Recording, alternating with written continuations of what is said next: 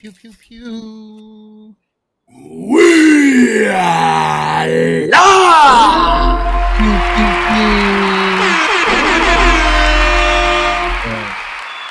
We are live! Made it.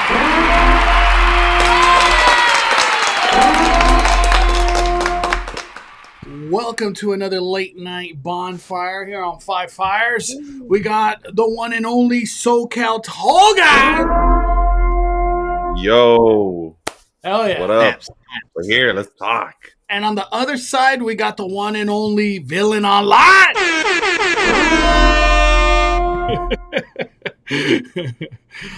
Thank you, everybody, for joining. I wish I could have given more of a heads up, but it's just the way it works. I'm so glad to have Andrew here. We got Hector here. We're going to focus on Not Scary Farm and Fright Fest. And maybe we get into a little HHN. We'll see how that goes. But the main focus is Fright Fest and Scary Farm. Andrew, tell us a little bit about you. Just if there's some new people that never seen your channel, give us some info on you, man. Yeah, man. I am the tall guy of SoCal. Go to theme parks just like all these guys. You know, we make content right now. It's just all about Halloween season. That's just where you can find me on YouTube and Instagram mainly. I'm not so much on TikTok and whatnot, but yeah, there I am. Thank you for that. Man, a screen break video is the first thing that pops up. That's crazy. Screen break, dude. Hey, I have a question, tall guy. Hey, bring it back. So good. I forgot all about Screen Break. Bring it back. Bring it back. Hey, tall guy, I got a question for you. How tall are you actually, though? Oh, no. He's like, Oh, 5'9". Well, 5'9". taller than you. I'll tell you that. Man, I am. Hey, you never reveal all your secrets, you know? The tall guy's pretty tall. He's tall. He's way taller than I am. I feel like he is tall. I just want to know how tall you is. You know? Yeah, you got to be 6'5" to be SoCal Tall Guy. I know. I wish I was 3 more inches taller. Just 3 more inches. Oh, man. That would have been cool. All right. Sorry, we'll get to some platforms, bro. Follow Tall Guy if you don't already on YouTube and Instagram and his Twitter. You gotta get on the Twitter game, dog. Yeah, I know. I'm there, but I just, I got to post more. I don't know. It's hard to post everywhere, dude. It's hard. I know. Yeah. I'm sure there's a button where you click and it goes everywhere. I know. I feel like there is, but it doesn't always work the way you want it to. You know what I mean? That's true. Hector, just introduce yourself, man. If people are finding out about you for the first time. Not the drug you're looking for. No, this is Villain Online. Thank you if you haven't been following me. I do photography, and I also just do like theme park entertainment. Focus more on like the entertainment side, like characters and stuff like that on my pages. But I got a new best friend, and her name is. And all of a sudden, I'm beating on Megan. Hey, you know what? Here. You know, I'm a Fright Fest stan now. You know what I'm saying? You're a believer. We're gonna get into that. Before we go any further, Dodger sweep. Thank the Lord. Oh my God, we almost blew it. Oh, that 8th inning was stressful. I was biting my. I think I'm like down to. It's just as soon as the Dodgers go to bullpen, we could lose. We could lose it all. Like it's rough. It's a rough watch. I'm gonna leave it up to Tall Guy. What do you want to talk first, Andrew? You want to go to Scary Farm or Fright Fest? Shit. I love my Fright Fest. Let's go Fright Fest, man. Fright Fest! There ain't not enough talk about Fright Fest. But Villain is a believer, and I'm sure a lot of other people could be believers too right now. So let's get into Fright Fest, man. I want to talk about the first thing. When my mind comes to Fright Fest, this is the first thing I think of. Where is it? Hold on. Oh my gosh, there it is. This is where my mind goes. Right here. There it is. Oh, I'm getting chilled looking at this.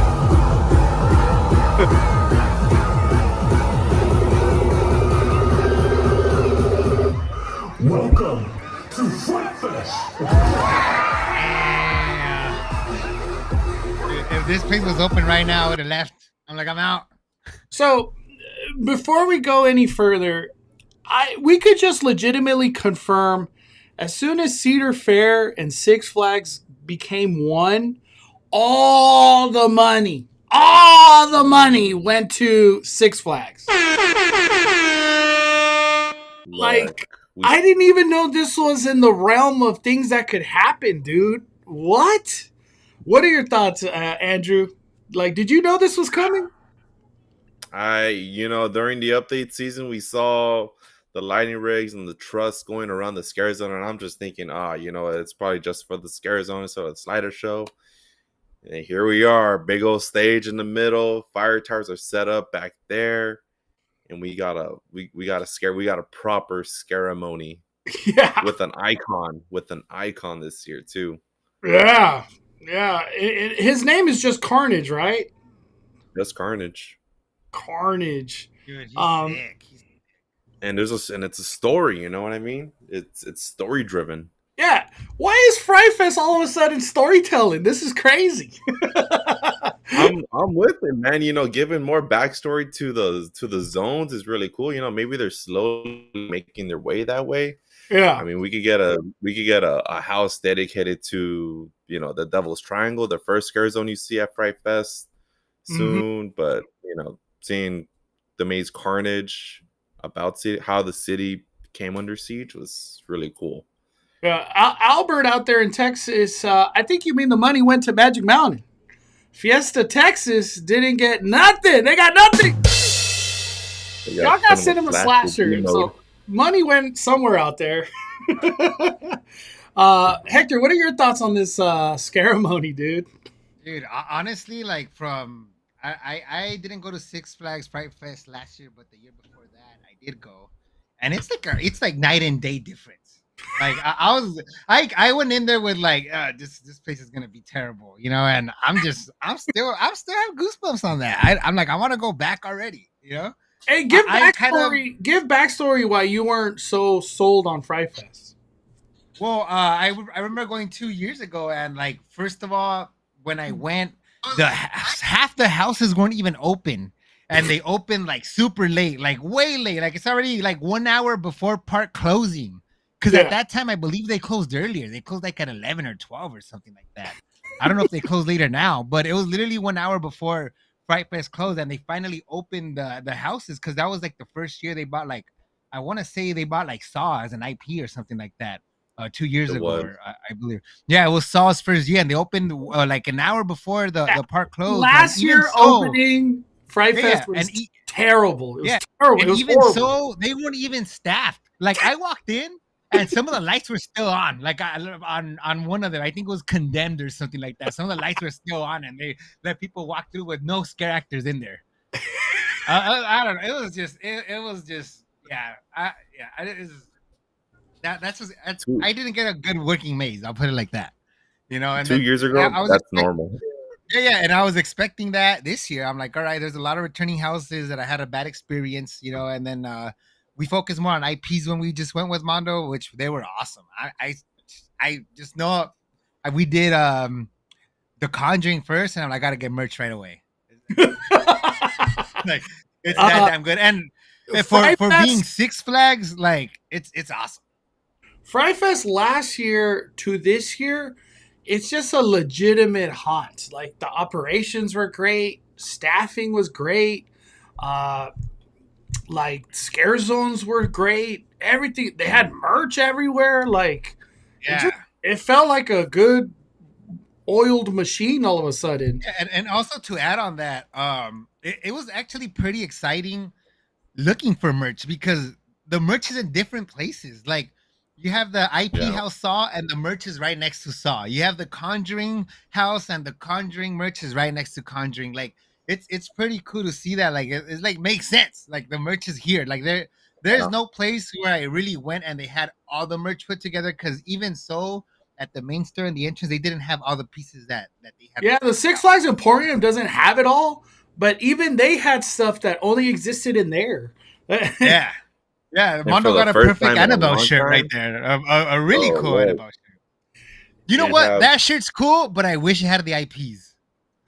Hey, you know what, man? I can't complain because I'm talking about years, man. We haven't had Maze event Never. T-shirts at all. Yeah, So no, this no, is like that shit is gold. sick. It's sick. It's sick. Yeah, Hector just wants to complain, man. No, But not to even. Hey, just know I'm gonna go on Saturday. I'm gonna buy some more merch. Like I'm gonna give Fright add Fest on my merch this year. to the Like I, ceremony. I can't say the same about Scary Farm, but Fright Fest has my money. Uh, Fright Fest and Universal merch wise. before we leave this area, I want to talk about Carnage, and not the maze, but Yeah. the person Carnage. So this is the vibe that I got in the beginning, was that he was gonna be like, like they're taking over the city, and he's trying to recruit people, and a bunch of ha ha ha's in that concept art. I just had this vibe of like he's gonna be a crazy clown, and come to find out, he's like super sophisticated, intelligent clown.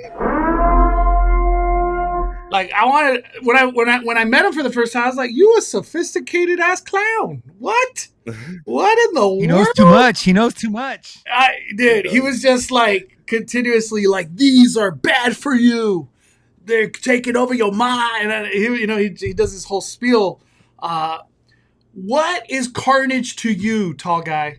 I want to hear your opinion, because you're kind of more in the know on this. Who's Yeah. Carnage? What is Carnage? What are you? Carnage, from all I've heard, he's like the clown, like the father of all clowns. He's like the head honcho, you know what I mean? He started it all.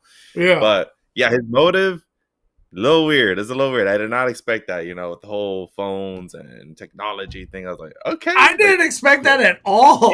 interesting backstory, but figuring out, I guess you need like a solid leader to lead an army of clowns. But he's not so much terrifying, but he's definitely like preacher, like a prodigy kind of type of guy. You know what I mean? Mm-hmm. And it's just interesting how I guess how he turned everyone. I wish I could have how these clowns got shaped and how where do they truly come from, but that was interesting. Well, I guess you could say they came from a.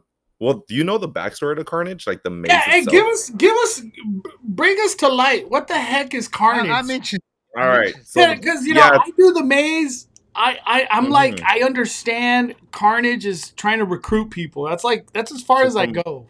From what I was told is that, okay, so the facade of the building, it says Pop Circus, right? So if y'all don't know who Pops is, he's like one of the OG clowns of Fright Fest, right?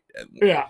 And back then there was only like a few colors of the clowns. You had your red, green, blue, then you had Pops. He was one of the red clowns, and I had the opportunity to meet Pops one day, one night in my life. I think it was back in 2023 of Fright Fest. I saw him for one night. He just made a special appearance. But anyway, he's a crazy guy, older guy now.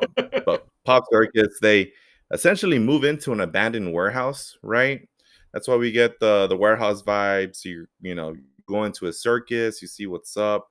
And then essentially they break into the building next door, which is supposed to be the restaurant, right? So then you're at then you go into that bar / restaurant Yeah. feel, right? So then from there, I believe is where they're scheming their plans, and for some reason, they go into the sewer after they make it to the bar. Yeah, so now this is the restaurant. By the way, did you guys see the Stillwalker in there? Yes. There he Oh, there is. he is. Yeah, dude. So why do we go in the restaurant? Because I said that in one of my videos. I was like, why They do just kind of we got a goddamn restaurant in Cloud? Like what? that just happens to be the neighboring like building to the warehouse they went into, Yeah. right? They like kind of like broke into. Okay. So they broke Okay. into the restaurant, right? I guess you could say, they recruited more people at the restaurant and whatnot, or turned them into clowns. And then from there, they kind of just there's a weird part where you're like, the ceiling gets real low, and it's supposed to Yeah. make you feel like you've gone into a sewer, right? And I guess that's where Mm. Carnage is hiding out, and Oh. that's where you see his big chair and everything, right? So yeah, there's that weird, ceiling part, and then the sewer. Yeah, so many clowns, Yeah, a lot of dude. clowns. On opening day, it was crazy. It was crazy, dude. There's a lot of clowns. And then Uh, from there, it's like this scene is so cool because now you emerge out of the sewer and you're literally in the city, right? And then you have all your clowns causing havoc, and somewhere through there you get branded that CA insignia, yeah. right, of Carnage. Hey, I got branded by it somewhere in the middle of the maze, look at Fright Fest getting projection mapping out here, dude. What? literally. That's so crazy. It's just, hey, Fright Fest was like. Then you got all your clowns there that you see out there in the streets, and then Carnage, just to end it off, is like, "Let's go, let's take the city. It's Yeah. ours." Dude, I love this ending. And then you bleed out into the scare zone. Yeah. Which it's just perfection, literally. That dude, there it is, dude. Jinx the Fool, and you Yeah. got Shivers, all of the So, clowns, man. how do you feel about Carnage? Like, what is your thought? That's the new shiny toy at Fright Fest. The new shiny toy. What do you think, Andrew? He's cool. He's definitely cool. I like that. He's definitely a meet and greet type of character. So you could kind of walk up to him and be like, "Hey, like, what's going on?" Like, he talks to you, and like he really talks to you. He can go on from a minute to 3 minutes if he wants. And just give you that memorable experience. He's not too scary in my opinion, but I like that leadership role he has, and that It's more presence of a he holds. You know leader, what I right? mean? He's Than tall. He has a big trench coat, and yeah, he's just he's an icon. How do you feel about everything, villain? Going into I love it. I love it. I mean, me. I feel like you knew you the know, least. You knew the least going in. I knew the least, and it's one of those things where like me focusing that I do like try to focus more on like the entertainment and characters aspect. Like I'm just like, wow, this is cool. And you know what? Just him talking to you and just giving the knowledge of the word he's spreading, like it gets you involved and it gets you like to be part of a story. And it just makes you like, oh damn, like I'm part of this Carnage story, and he just makes you believe. He makes you believe that he's actually spreading a real message. And just talking to him is just like I want to talk to him some more, and him like talking about like relevant stuff to you, like TikTok and bringing like actual stuff in the real world, like you could relate to that, and you're like, oh wow, like I'm living in 2025 with these clowns, Yeah. So I loved it. I loved it, honestly. And it's not only like a Carnage thing. Like all the clowns talk to you. All the clowns have their backstory, and all the clowns are invested in the story, which is pretty dope. But yeah, just like I could be happy going to Fright Fest and just talking to the clowns and not doing the house. Just because there's a story and there. I feel like Andrew's been saying that for years.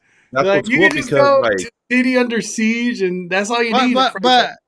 But now there's a story, and now you're more involved. As before, like there wasn't really like a big story that I know of. Obviously, I haven't been going to Fright Fest like SoCal Tall Guy, but now that I know that there's a story, and you could get more involved. And you know what? Another thing that I noticed that I put out to Mondo, it gave me like old Death Eaters vibes, where there was little kids talking to the clowns and stuff like that. Yeah. And it wasn't like a scary situation. Like they were having fun, like dancing the vibes, and it wasn't a scary thing. So it just felt just the vibes there were very alive in a good way. Like the energy was really high. But then that's what's cool, because you buy a ticket to Six Flags and all the scare zones are open for you. You know what I mean? They don't kick you out.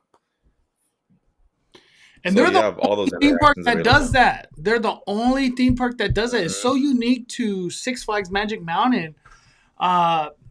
When I went last week for the media day, I there's a lot of people around me in the opening ceremony, and a lot of people were saying hi. And I always like talking to people and just like, oh, how's your day going? Or what are you going to do today? Or like, what is your plan? I always like hearing from other people, like how they're going to have fun at the park. And a lot of people were in the boat of like, we're not doing Fright Fest, but we can't wait to do the scare zones and rides. And I'll say the majority of people I talked to, they were just there for the scare zones and stuff. And I kept thinking, I was like, what a cool thing that Six Flags Magic Mountain does. You could go on a regular admission ticket and get this extremely cool Halloween vibe everywhere. Because the scare zones are part of your general admission. You can't do the mazes, but you could do the scare zones. And to me, that's like, what a cool thing that like as an add-on to your general admission. You know what I mean? You don't have to pay to do scare zones. It's just part of your ticket. It's not even only the scare zones. You get the slider show and the shows and stuff. Yeah, dude. Christ. Yeah, it's not only the scare zone. You get shows. You get like full on. Like they could easily have that. I mean, hypothetically speaking, they could easily like put like the slider show inside a theater and just charge for it. You know, because that show is just by itself. It's like worth admission. You know, that's another thing. Yeah, the margarita show is open to everybody. The slider show open to everybody. The opening ceremony open to everybody. I never looked at it as like such a value to your ticket, but it really is. It's a tremendous value. Has Fright Fest always been this way, Andrew? As far as I know, yeah, it has. It's never. I don't think it's ever kicked anyone out of the park and charge just for Fright Fest. But to add on to that ceremony too, like you don't have to be in the front to see everything happen. I found out that on that same day that all the monsters come out from the left and right too from the other scare zones to scare the people in the back trying to watch the ceremony.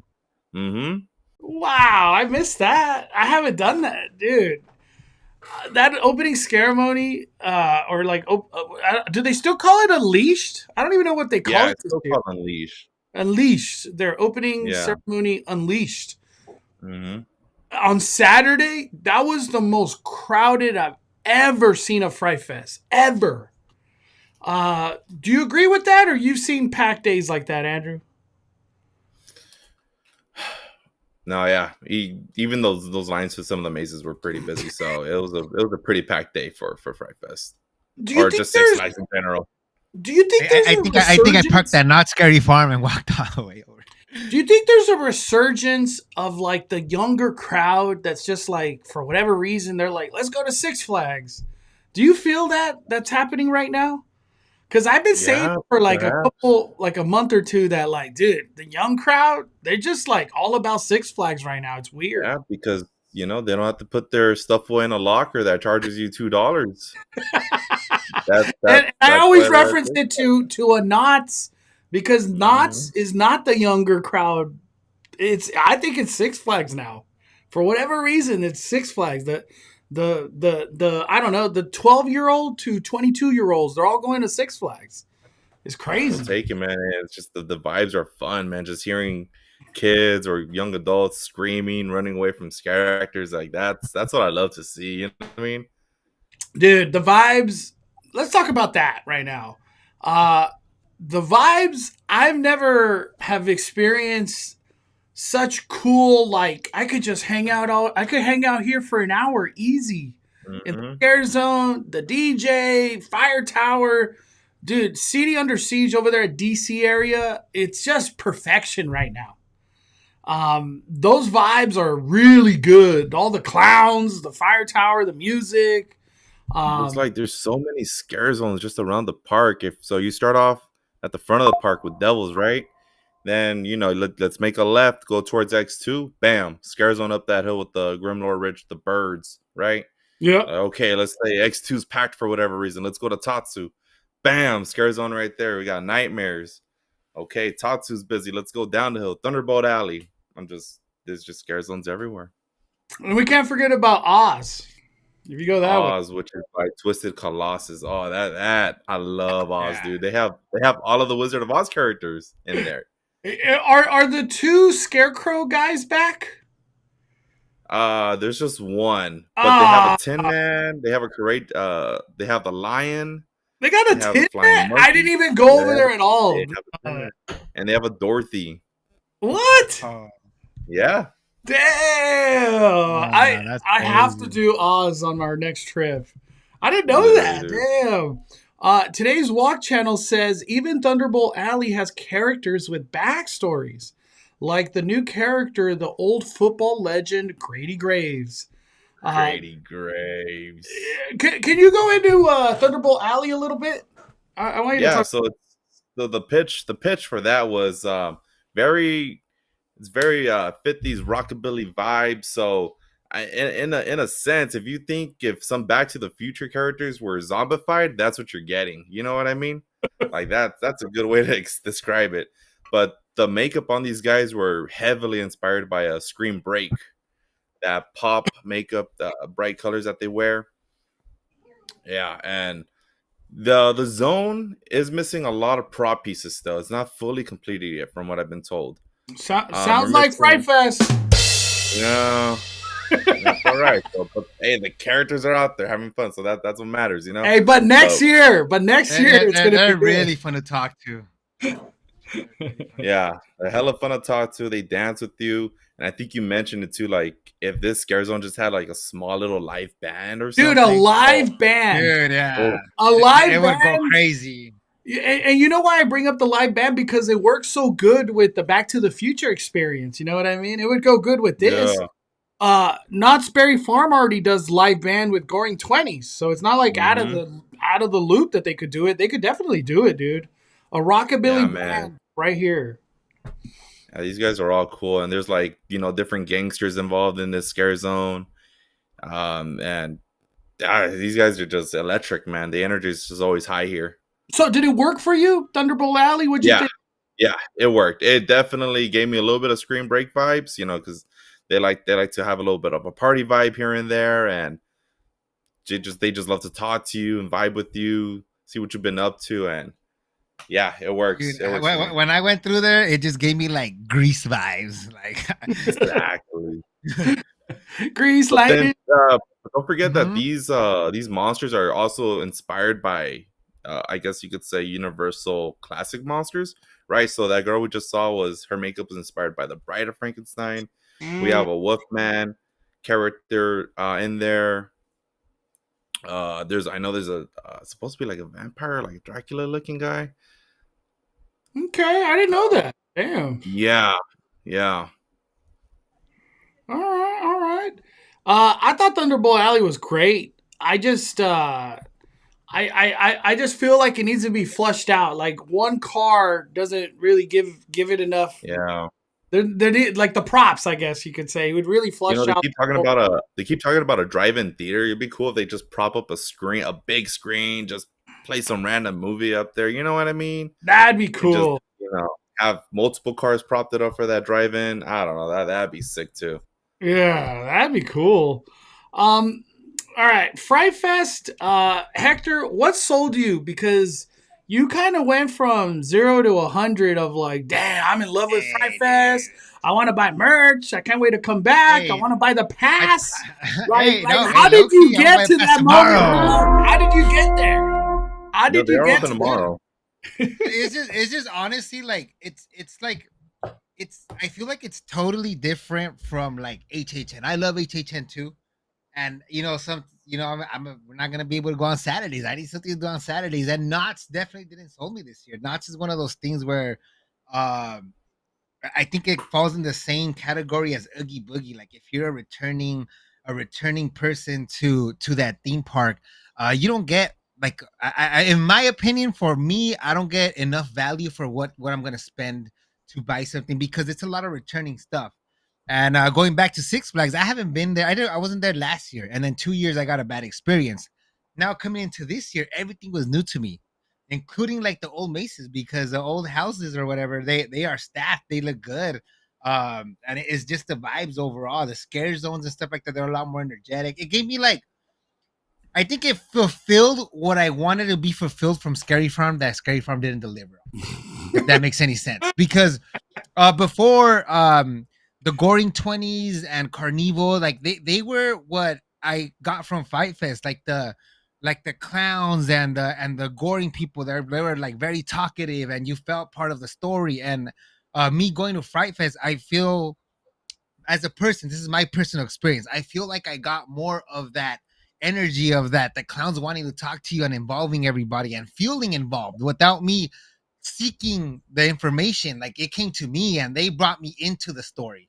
Versus when I was at Scary Farm, I felt like I was seeking out the story. And Yeah. I was at Fright Fest and the story came to me, if that makes any sense. I don't know if Ah, I'm makes making sense total there, sense. but like the clowns came to me and they like started talking and they just dragged me in and I'm like, oh my god, I feel like I'm part of their world. You know, I feel like I belong here.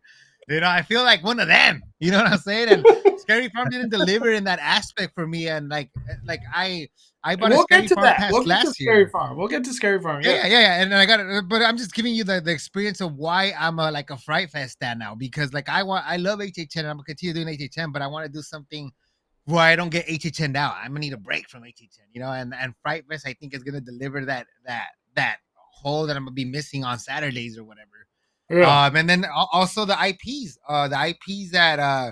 at Fright Fest, I think that's something that Scary Farm I think desperately needs. I think they need IPs at least one or two or something, so they could grab like a different audience and drive excitement because it's hard for a theme park to like grab audiences that is not their regular audiences without IPs. They have to do real good to spread the word, and something like that. If IPs are there at Six Flags, then they actually delivered, and I haven't bought a pass, like I said, in 2 years because they didn't deliver in 2 years. And this year is I just had a whole different experience. We did Conjuring 3 times, and each one of those Conjurings, I saw something different. I didn't see the nun till like the third time, and I was already excited.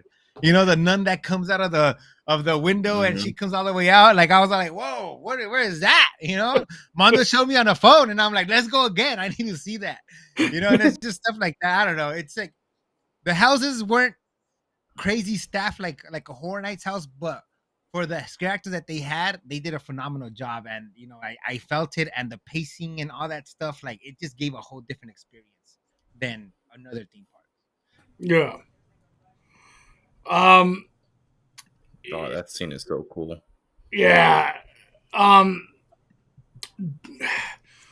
What is the most improved house this year for you, Andrew? Like your top two or three houses? Because there was that's like the definition of what Fright Fest is this year. Most improved. Like it's crazy. Yeah. Every year there's an improvement to something. Even the IP maze, like I could tell you, Villain, that Conjuring and Saw didn't start out as strong as they did as to what you know it today. Yeah. You know what I mean? Well, yeah. Going back to it, like I did the, Saw 2 years ago, and it was like there was nothing in there. Like the traps changed this year. They took some out, but they added some in. But Conjuring, man, like you could tell they added a lot. Like the giant 15-foot Annabelle doll, that's brand new to this year's movie. If you haven't, well, there wasn't technically a big Annabelle doll in the movie, but there was a reference to the Conjuring, the last one, the last rites or whatever it was called. But most improving house, definitely Truth or Dare. Truth or Dare caught me off guard by a lot. What? In all my years. I'm doing Truth or Dare for sure next year. My years going to Fright Fest, I have never seen that maze so staffed. You had the guy on the bungee. You had the guy flying above you. We're just missing the chainsaw in there. We're just missing the chainsaw. But every little hole was filled, man. I was like, damn, that was a great walkthrough. Hey, remember I told you last year? I told you last year, I was like, dude, Truth or Dare was number one. Like, remember that? I was like, dude, I've never done Truth or Dare, and the one time I did it, it was crazy. But Truth or Dare, Conjuring, and I'll give it. You know what? What other mazes are over there? Just those two really just sold it for me overall. Just Truth or Dare and Conjuring really sold the experience for me. I think they need to utilize. Trick or Treat! I forgot about Trick or Treat. Dude, I know we keep forgetting about Trick or Treat for whatever reason. It's just being back there by Riddler. You just forget about it. It's weird. Hey, me and Mondo got lost in there legitimately. Trick or Treat was good. Damn, Truth or Dare got improved like that. I gotta do it again, man. In all my years, I was just like, this is a great maze, and there's so many good effects in that maze too. Yeah. And then Man, I gotta tell you, man, the slider show, it's a must, and I'm glad they pushed it up earlier this year because it used to be a midnight thing only, and it's 10:30 now, which is great. Every I year like that show changes, man. I like that it's earlier. 10:30 is a good time. I like that. 10:30 is perfect, and it gets a big crowd. Try to show up a little early for that show if you want a solid seat, but it's decent viewing all around. But Yeah, man, every year it's different. That's what I love about it. yeah. For there's a couple mazes that I feel like are being forgotten. I haven't done them yet, but anytime I like talk to anybody that did them, they were just like, "Yeah, dude, it was bad." Willoughby's and Sewer Uh huh. of is it Sewer of Souls? Did that open? It's gone. It's No, gone. no, Source that was Souls is not good. gone. Yeah, Sewer of Souls not gone. Uh, No, Source Souls is gone. Willoughby's is still there. Willoughby. I think it's just Willoughby's then. Yeah, that's the one I'm Willie, yeah, thinking. the one on the hill, it's Yeah, there. But Source Willoughby's. is gone. Yeah, I'm thinking. Oh, they're both next to each other. That's how I was thinking. Willoughby's. That Mm-hmm. Willoughby's was just a ghost town, a whole lot of nothing. And The scare actors are cool there on the hill. The maze was okay this year, but it's usually a good run through. I just Yeah, feel that like it's being forgotten because there's so much love going in other places. You know what I mean? Yeah, I mean you literally have to make your way up the hill to go to it. Yeah, Willoughby's when already I had a tough battle because you yeah. gotta convince people to walk up that big ass hill, like literally. Mhm. But it's when it's a I went blessing 2 years that they ago, go ahead. when I went 2 years ago, that's the house that was the only good one. Willoughby. Just seeing the girl walk out of the bathtub like all creepy, that gave me chills. I've had some great walkthroughs at Willoughby's, but Yeah. people were telling me this year it's not good. So it's just, I guess, I don't know. And it's not good because it's not staffed. Any maze that's not staffed is gonna suck. Um, Yeah. but you had some good runs because this was surprising to me. When I went, Andrew, I only wanted to Mhm. do IPs and new stuff. I haven't done the originals like Condemned or Truth Yeah. or Dare or Vault 666 or even Willoughby. Yeah. I've kind of stayed away from those because been there, done that. But you said they were fire. I want you to talk about that. They were fire, yeah. I just think I really think they need to utilize more trigger effects in the original houses nowadays. It's a lot of screaming in your face and in those OG mazes, you know what I mean? And poor scare actors, man, screaming their hearts out at your face next to your ear. It's cool the I first couple times, but then You after a make me while, think it's of like, Dylan. oh, Dylan's always like, there's a lot of a lot of that. yeah, yeah. Let's keep even it out. Half triggers, half screaming. I think it would work. Yeah, I did But notice that they don't have many triggers at Fright Fest. And I the think IP, triggers only are the great IPs.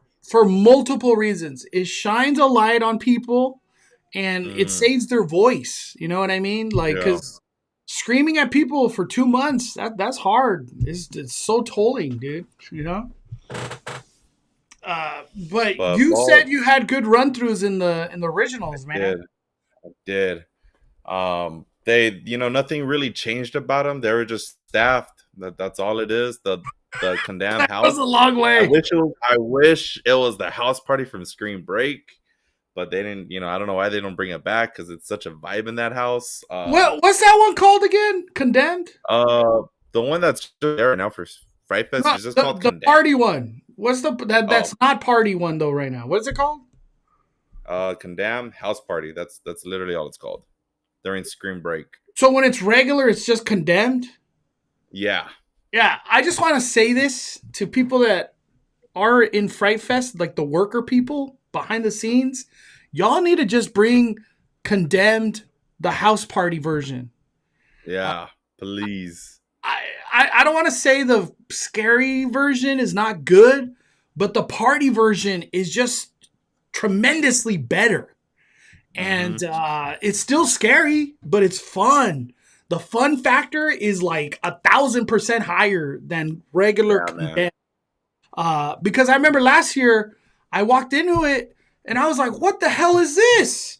And that's when I always go to Andrew because Andrew's my go-to when anything's Six Flags, and he's like, "Dude, they don't do condemned house party in Fright Fest. That's only a Scream Break thing." And I was like, "What?" I almost hate this maze now. It's just so much fun, man. Yeah. Oh, man. The actors they still bring the energy in there. You know, they're still scaring you and everything. And there's a lot of actors in that house. And Condemned? And Condemned, yeah, man. Wow. There's a lot of actors in that house. A lot of them. But again, they're just screaming at you or doing ooh, and it's just like house party or triggers. Make a choice. That's what we need. House party. Hector? Did you ever do Condemned house party? I 2 years ago they did have the one in front of the Vault 666, which is the house party one. I had a terrible experience though. I'm not gonna lie. I had the worst experience there because there's like a party scene where you're like outside and they have like the Christmas lights or whatever, but they only had like that's literally the only scare actor I saw in that whole house when I went through it. So I never went back. I'm telling you, that day it was just because it was like opening day of Fright Fest or something like that, and that day it was just a S show. Like there's nothing going on. They weren't ready. The house is open late, and it's just like I was just checked out. Yeah, that's I was literally checked out. Everything was open. Everything was open on time. You know what I mean? Yeah, like, that is true. That was a common thing in Fright Fest 2-3 years ago, though, for real. Like, not open in time, no actors in there, shitty operations. Yeah, but you know what? At the same time, I am praising Knott, but another reason why I want to go again is because we did go on Media Day. So I want to give it a solid review too, where it's not Media Day, because I'm sure there were like 100 staff. Because I was talking to Mondo, they had the media section, and there was like 15 clowns in there, and then there were still clowns out there. I'm like, wait, there's fully staffed the clowns in there, and they have them out there. So I wonder, like on a regular day, how does it look like, And it's so you're saying like they staffed it better because it's Media Day. I want to say so. Just to me, I this is the true test this week when we go this week. Yeah. Because to me, I'm like, I am praising Fright Fest, but at the end of the day, I am in the know that was a Media Day when we went, and it's not the same. It's like talking about like Scary Farm, like the food, or Knott's Berry Farm. The food doesn't taste the same when you're media and then you go like 2 weeks later. I literally recently went to Knott's and I got some pizza. I don't know what I got. So it's just one of those things where like I still want to give it like a good review, because I am praising Fright Fest, but I could easily get like a bad experience like a week later. But I never know. I hope that's not the case, obviously. We're talking about all these positives, all these great things. Was there any negatives? Any like cons that you kind of felt or noticed or whatever to Fright Fest? Any you could think of, Andrew? Or just something you would have want more of this. It's just it wasn't enough, stuff like that. I think there needs to be a set when you're going through the scare zones. Not all of the scare zones had like, I'm not sure what the schedule is for the scare actors and whatnot, but like I remember walking through Nightmares. There's that one scare zone, and even the Birds one, Grillmore Ridge. There was only like one, or I think they're like 2 scare actors max in the scare zone. You know what I mean? I was like, like we need at least 5. You know what I mean? Like in a rotation. Yeah. Or maybe I just caught at a bad time, restroom breaks. I don't know, but that's really the only negative thing. There needs to be like a set amount of scare actors and scare zones for sure at all times.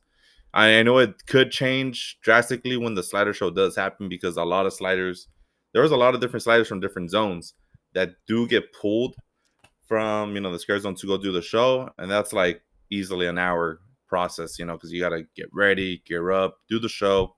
And the show's like 15 minutes long. That's a long slider show. Yeah. I thank God, I love the show. But and then, they got to go backstage, take a nice break, because damn, they went through a lot to entertain, and then go back out to the zone. So yeah, there are some missing holes here and there, but not bad overall. I mean, that's it. Food prices, that's it. Still the scariest thing at Fright Fest is the food prices. It's wild. It's wild how expensive it is to eat at Six Flags. You think everybody's rich, literally. It's crazy. Any cons or negatives on your end, Hector, when it comes down to Fright Fest? I think something that Universal did a really good job at is on those long walks they added Art the Clown, and honestly, like sometimes I feel like the walks are not long walks because I get distracted easily. And Horror Nights has that. I mean, a Fright Fest has that that nice thing that they have IPs too, and they can easily bring like a nun or something like that and have like IP, or not even IPs, but just have like those, like they have very on their scare zones, some of like their that is not like the clown zones, but they have other scare zones where I feel like it's too small, like the areas where they're at, that they could easily be spread out even more and make those walks feel more entertaining. Because there's like you said, if you go all the way to Willoughby, like there's a whole lot of nothing going all the way over there. Literally, if you go I down through I the could give bottom you through the a bottom path, perfect example. there's nothing.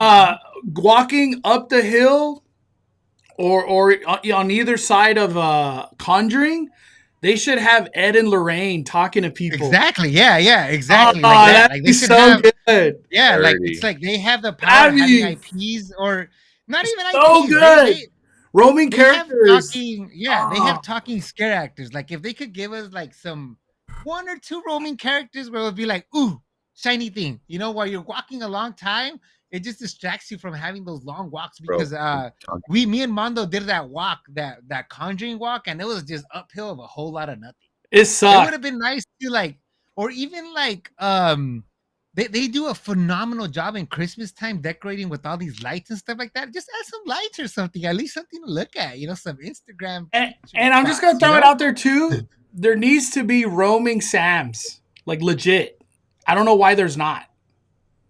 Or Sam from Zombie Trick or Mr. Treat. Six. Who? Oh, Zombie Mr. Zombie Mr. Six. Six. Yeah, Another but I think year, and they don't bring them. They don't bring yeah, them. I think that's my only negative is just like there's long walks with a whole lot of nothing related to anything. Like this, just a whole lot of nothing. That's the only negative that I have. But that's like that's like a Fright Fest thing. But other than that, Every it's so good. I just going back to it. I just wish they like when we go back. I hope everything is just equally staffed. Where is this dude? Where is he? Yeah, have that guy. Where is this dude right here? Hey, we need how the hell is he not part of this event? There must be like some contract that like his likeness can't be used at Fright Fest or something. That's crazy. That's the only thing I could think of. They don't have the rights to him. That's the only thing I could think of.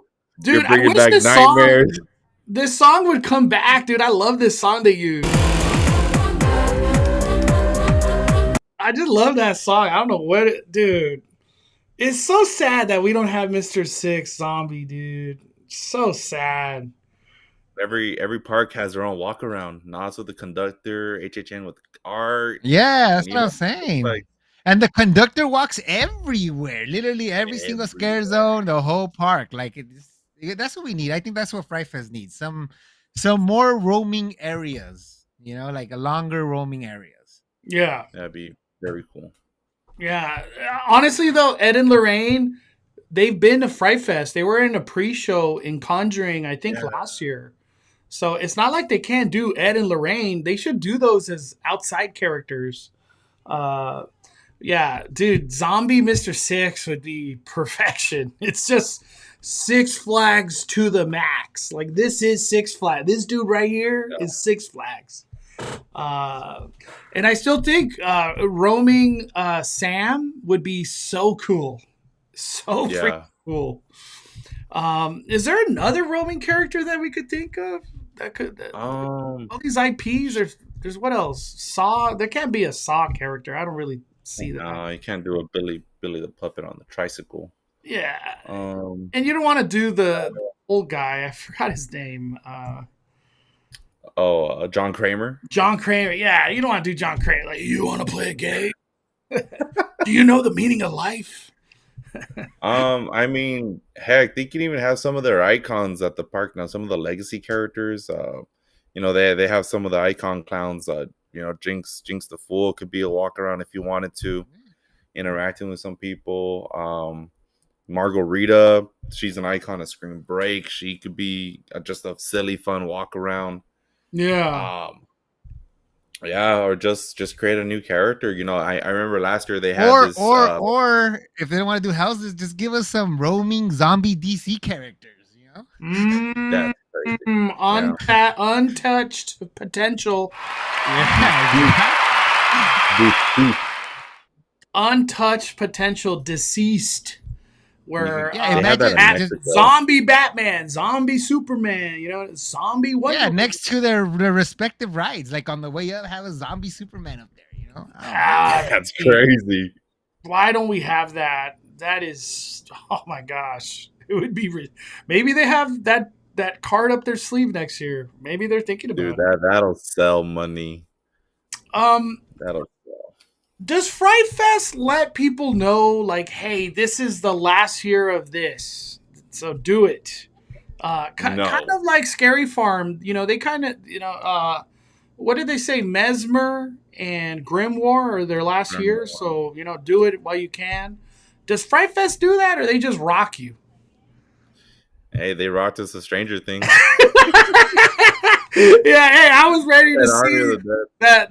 that stupid statue of Vecna.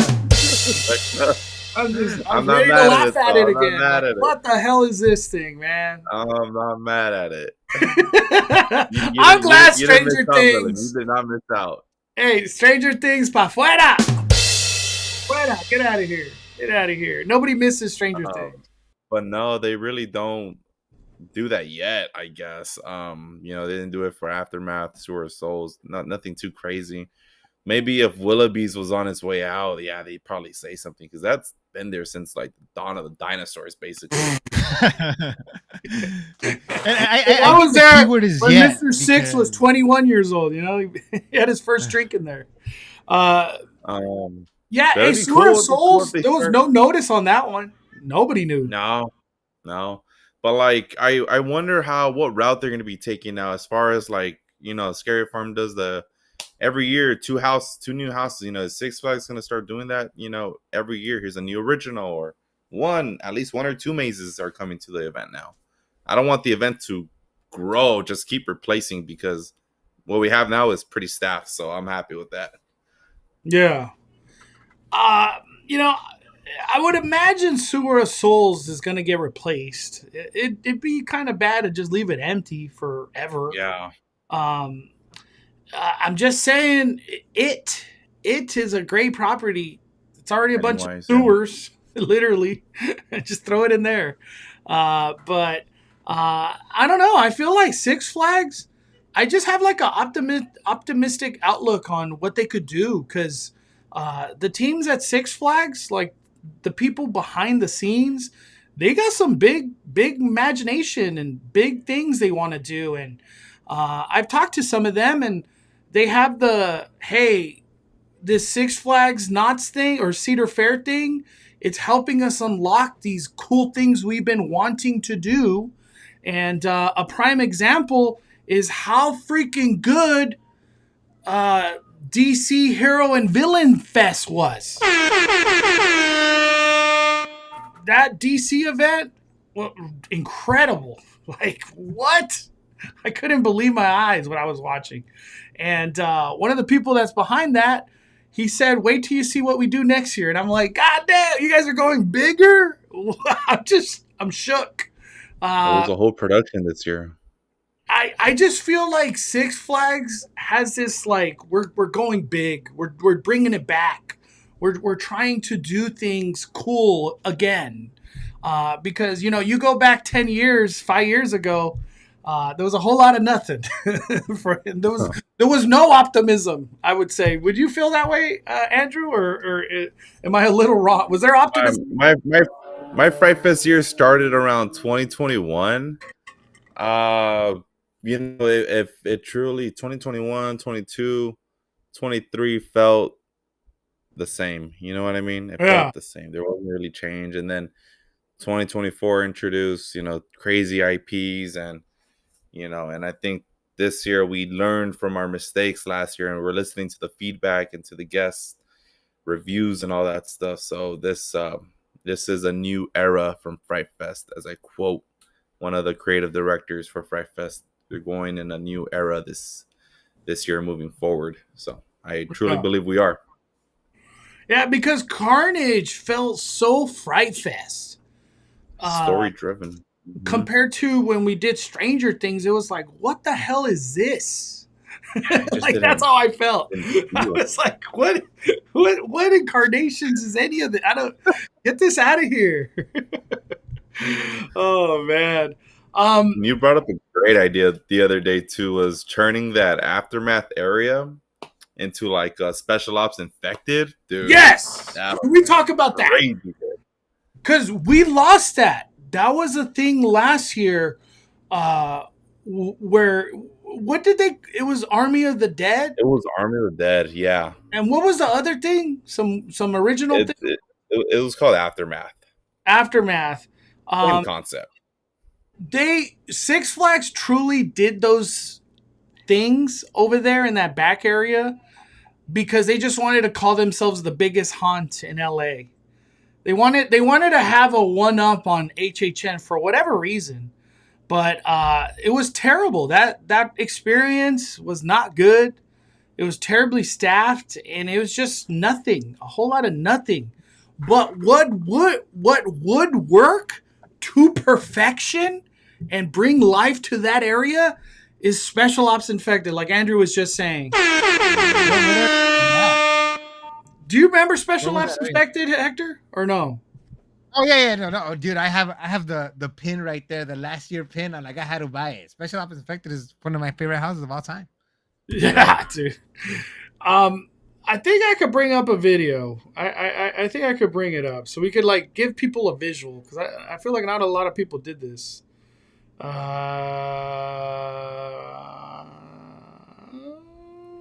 Is it this one? Yeah, there it is. And it wasn't open on time.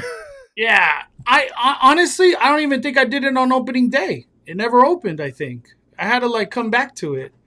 It was just a whole lot of nothing, a lot of flashing for no reason. This was just bad.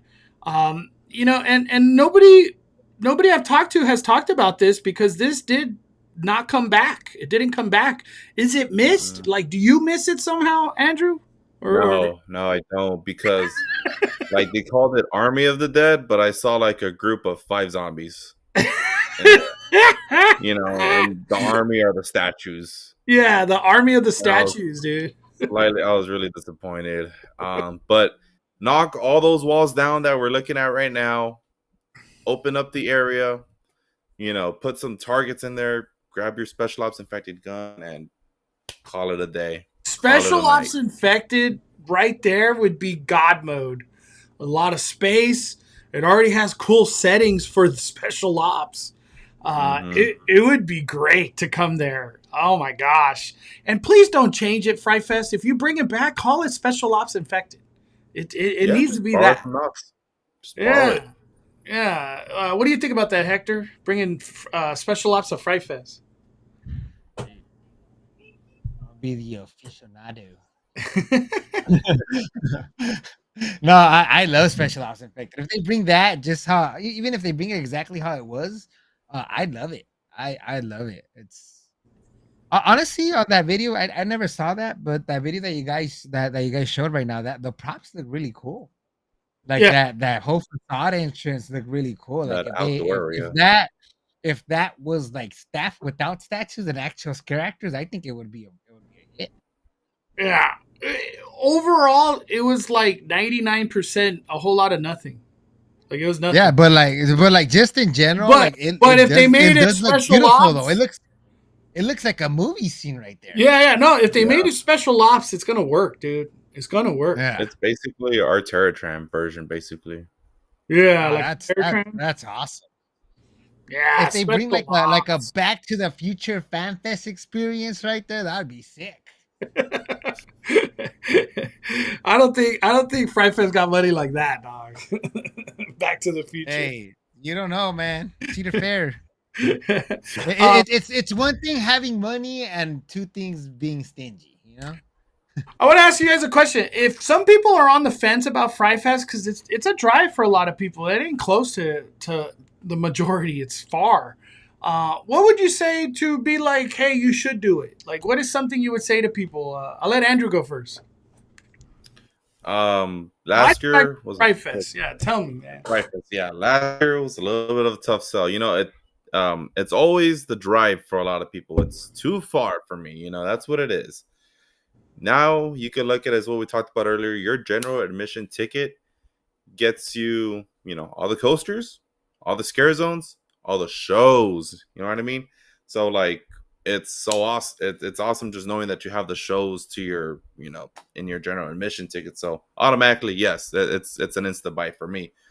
To do the mazes, it's only an extra 30. I mean, it varies per night, but I believe it's like $35 for the most part. And we have 8 mazes to choose from. Conjuring is a big hit. Saw, Trick or Treat, all bangers. And the original mazes towards the end of the night could have really low wait times. Easily have a good time in those. So this is definitely the year to visit Fright Fest for sure. Yeah. To really, dive into that entertainment, to see what they're all about. So then when you hear the entertainment coming after Fright Fest, like Holiday in the Parks, DC Heroes and Villains, like you're going to be sold because guess what? All of those other events come with your general admission ticket. Dirty. You get all those lights for Christmas. You get the dance, the Full Throttle stage show that's there for the holidays. And you get it was just introduced last year, the slider show for the holiday season. Who would have thought a slider show could happen during the holiday season? Reindeer slider show was Reindeer Dash. Incredible. I loved it. Guess what? They do it. So that comes with your admission too. And then you already know DC Heroes and Villains Fest, how great that was.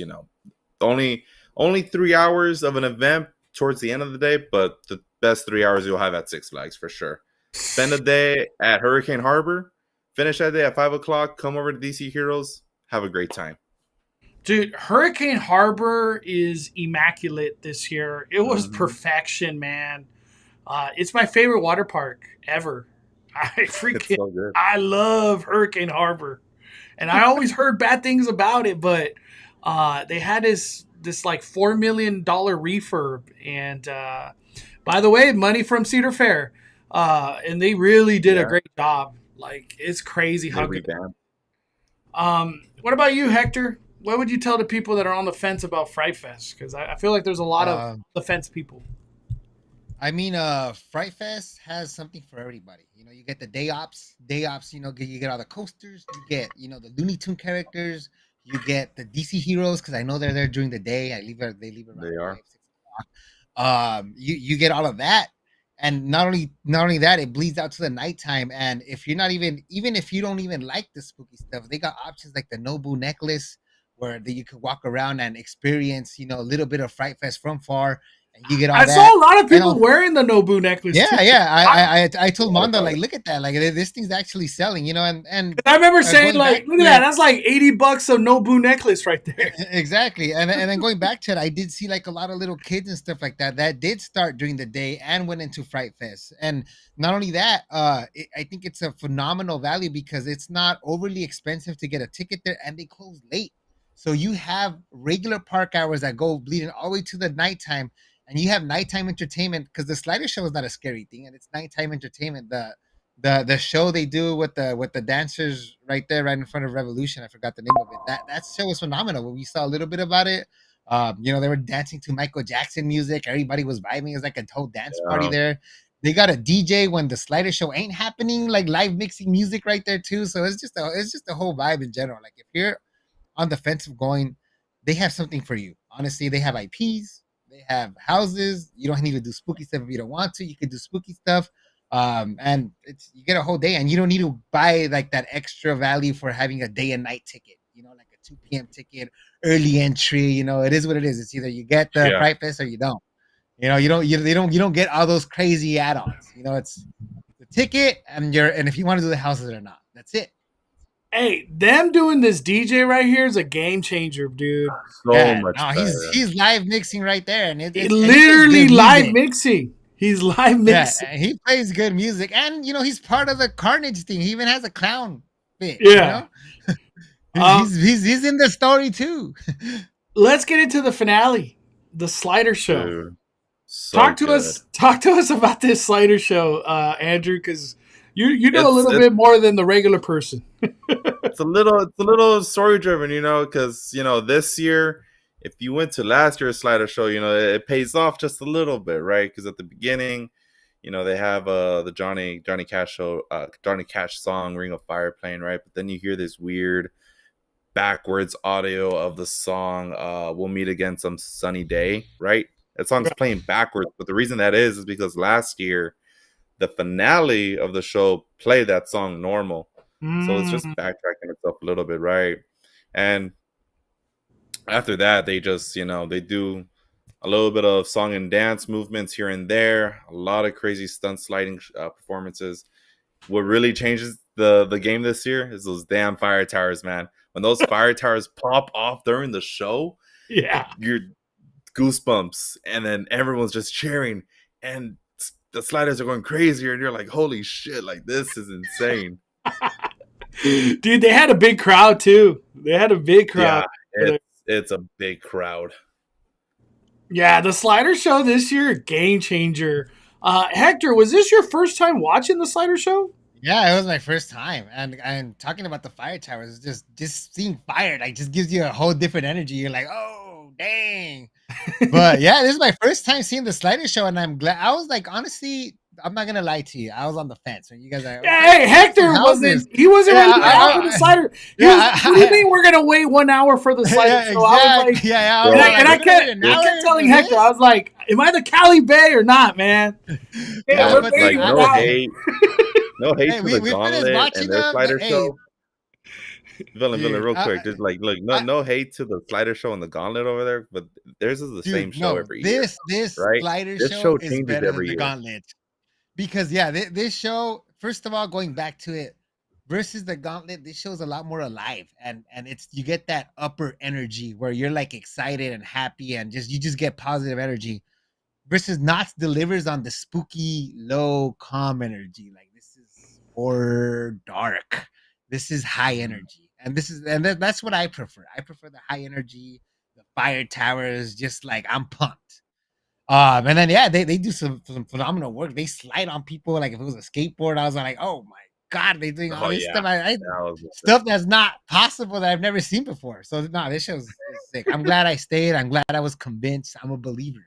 I was doom scrolling on Instagram like 2 days ago, and this girl that like shows how to make slider, like the gloves and the shoes and practice, like she does. I just went to her page to see what she does, and she did a slide where she like hyperextended her fingers, like she just hurt her hand bad, and it really made me think like how consistent these sliders are. And I don't want to say every show's perfect, but I haven't really ever seen them mess up, and that's a great like attribution of like how good they practice, because I know these dudes and girls, they be practicing to do what they do. This is some talented, this is a talented group right here, big time. Andrew knows a little bit about all this. Yeah, I even have it right here for some reason. I got my own little slider pucks, sparky pucks for having. Yeah. This is tiring, man. I can't imagine doing a whole 15-minute show just doing back. And and on top of all that, they're in their costumes, they're in their prosthetics. Just imagine. Hey, and they've been scaring people for like 3 hours already to that show. Mm-hmm. It's crazy, dude. So just major props to them, dude. It's crazy to all the sliders out there, and that just takes like major props to all you guys that put your body on the line and everything, because you're only getting older, and you're still putting on a good damn show. So shout out to Fright Fest sliders, Knott sliders. I have yet to been a Queen Mary to check out their slider team. I hope so this year.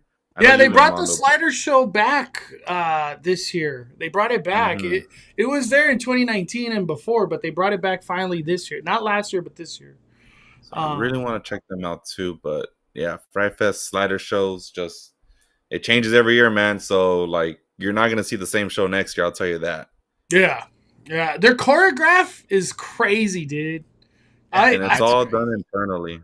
Yeah, I remember when I saw them last year, I was like, it's like a dance show. This is crazy, dude. Slider Dude. dance show, but haunt. You know what I mean? All three. I do gotta say, like, I just want to give props to all these characters because I know a lot of them, especially at like Knott's and other theme parks, and they're like a family. Like they throughout the year when the haunt's not happening, they're out there working hard, like practicing their slides and stuff like that, and getting ready for next year. Like they're Yeah. committed. They're committed to deliver like an awesome show every year. Like all of them, the Knott's ones.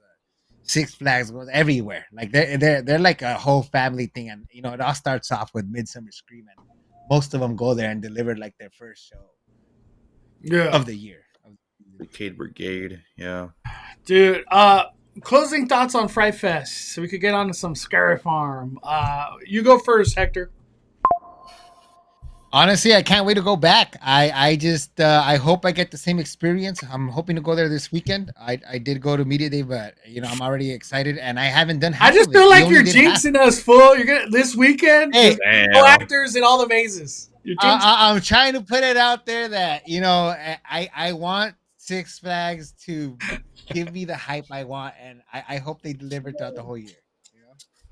But honestly, closing thoughts, they did a phenomenal job. I can't wait to go back. I still have to do. We still have to do Condemn. We still have to do Willoughby again. We still have to do half of it. Truth or Dare.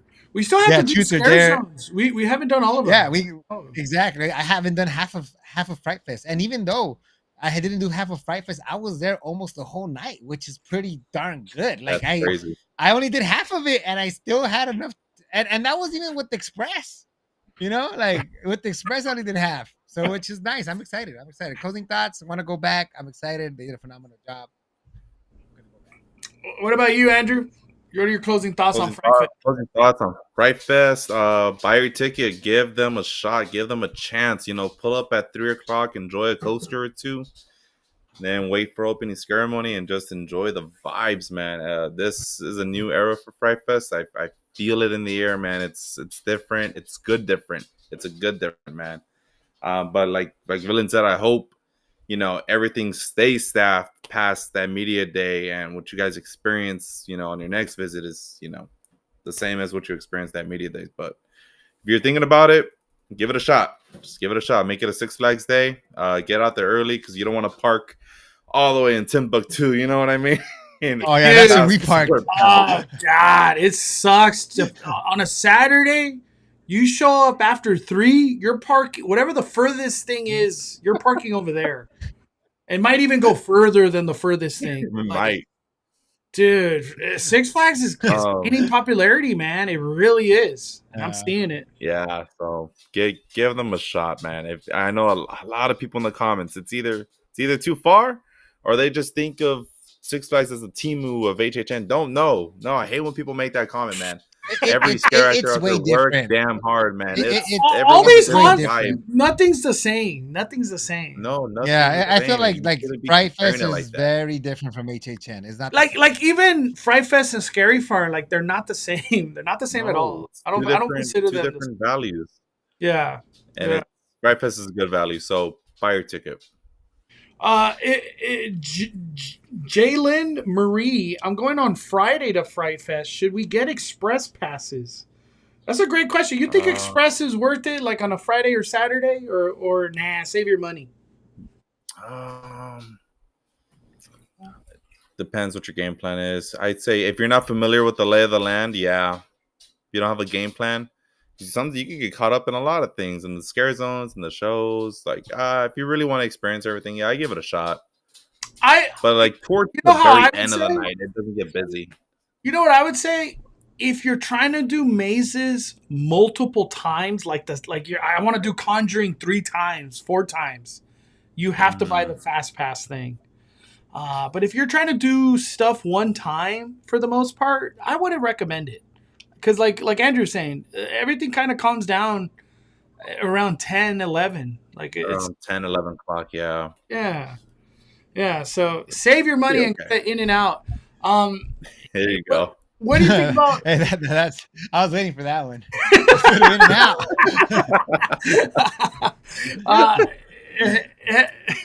You know, dare I ask this question? Has food improved at Six Flags? You know, all these improvements happening everywhere. Is food quality getting better? Because all these prices keep going up. Any thoughts on that, Andrew?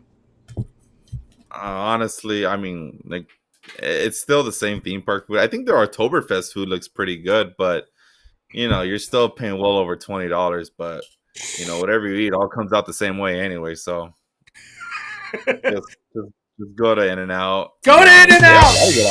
There's a Chick-fil-A next to In-N-Out. There's a lot of good options out there. Or more just right down the street. More importantly, if you have the means to do it, pack a sandwich. Dude, I'll tell you, one of the biggest game changers is packing a lunch. So once you finish the haunt, HHN, Scary Farm, Fright Fest, you go back to your car. You sold me on that. You got a big ass water. You got a beautiful ham and turkey sandwich, some chips, some blueberry, strawberry, whatever the hell you want, licorice. Dude, it's like the nicest 30 minutes in your car after a haunt. I sent this picture to Mondo like at 1 a.m. when I was done with HHN. I'm like, this is what I'm eating right now. And I think I texted, I'm kind of jealous right now because I'm starving. Oh, man. Going to haunts, you get hungry for whatever reason. You're just I'm always starving when I go to haunts. Yeah. All right. My closing thoughts, Fright Fest is awesome. It's not the production that you're going to see at a Horror Nights, but it's not trying to be that. It's its own thing. And the energy that I felt this year, and I've gone 2 times. I went opening day and media day. It's just very high energy and fun. It's just the fun factor is pretty high at Fright Fest. And the 2 times that I've done Fright Fest, I always leave with like, I can't wait to do this again. This was just great. I can't wait to come back. That hasn't always been the same previous years, but this year for sure. 5 Fires of Fright Fest and all the teams that are behind it all. You guys did incredible. It's an incredible year for Fright Fest. Give them a chance. Yeah. All right. Let's move on to Knott Scary Farm. Woo!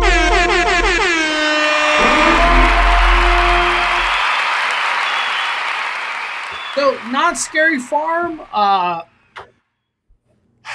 they have Mary, the home of Worth Home or something, and they have the zoo.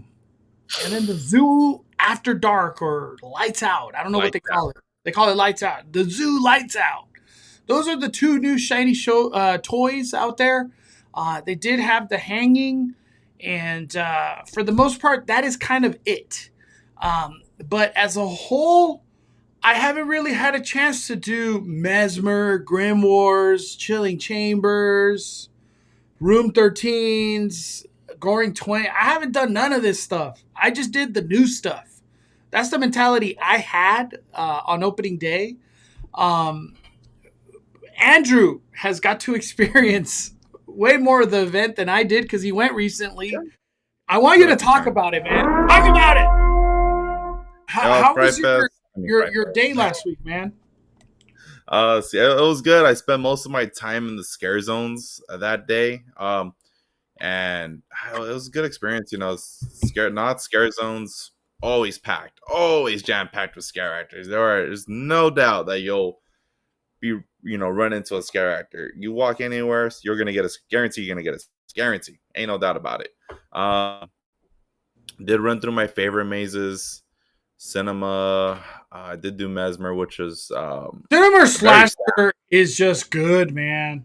It's just really good. This year specifically. Mesmer is fully staffed, from what I remember.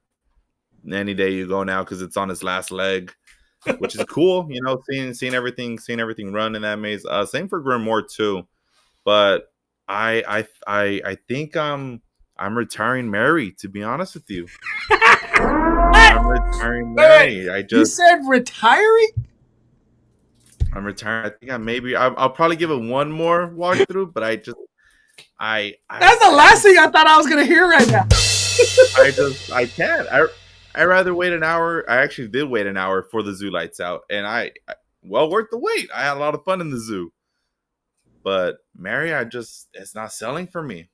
Damn. I don't know what it is. It feels. I can tell you what it is. What am I scared of? What? it Why should I be feels scared of you, Mary? Who are you? What? What? this doesn't feel like a 2025 scary farm maze. This feels like a 2018 maze for some reason. I don't know. It just doesn't scream. It does scream scary farm because you know you got your big puppets, animatronics in there, nice show scenes, but it's just not scary. That's just how it is. You know, zoo And lights it's out. great. I'm terrified. Hey, they're gonna be like, we got to do something. Just do lights out, Mary. Give a Lights flashlight. out for That's all not the very. mazes. Our Knott's adventure. I didn't like Mary either. The zoo was a better walkthrough. Mary was a dud. Hector, you No. feel that way? You feel that way about Mary? Um, it's very inconsistent. Me and Danny did Mary 4 times, you know, and we didn't get a good walkthrough to the last two. We even texted Mondo, this is good, you know. It's one of those things where like Yeah, Hector it's texted very like, dude, inconsistent. all these 3 things in the beginning worked, and I'm like, I don't even know. I never saw it. It never Yeah, worked. yeah, and it's one of those things where I feel like Knott's is very inconsistent too. Like Mesmer could be really good or it could be really bad. You know, and it's going back to that inconsistency they have. Like like I said, Mary didn't get a good walkthrough, but if it's good, it's good. I wouldn't go as far as retiring Mary just because the experience that I had was really good from it. The last two that I did, but I liked it. I liked it. If it's fully staffed and everything works, like the dark windows, they weren't dark. They actually were TVs with like projections on them. There was like a girl next to the bed that I didn't see before. There's a lot of other scares that Mhm. do truly like fill in the blanks of the story that you don't get to see if they're not staffed. You know what I kept thinking? I think they need the actor saying like, "Don't say her name, don't say her name." Like there needs to be some of that because by the time you get to the end of Mary, you're just like, "What the hell? This chick is La Llorona." All of a sudden, you know what I mean? Like, why are we barbecuing people?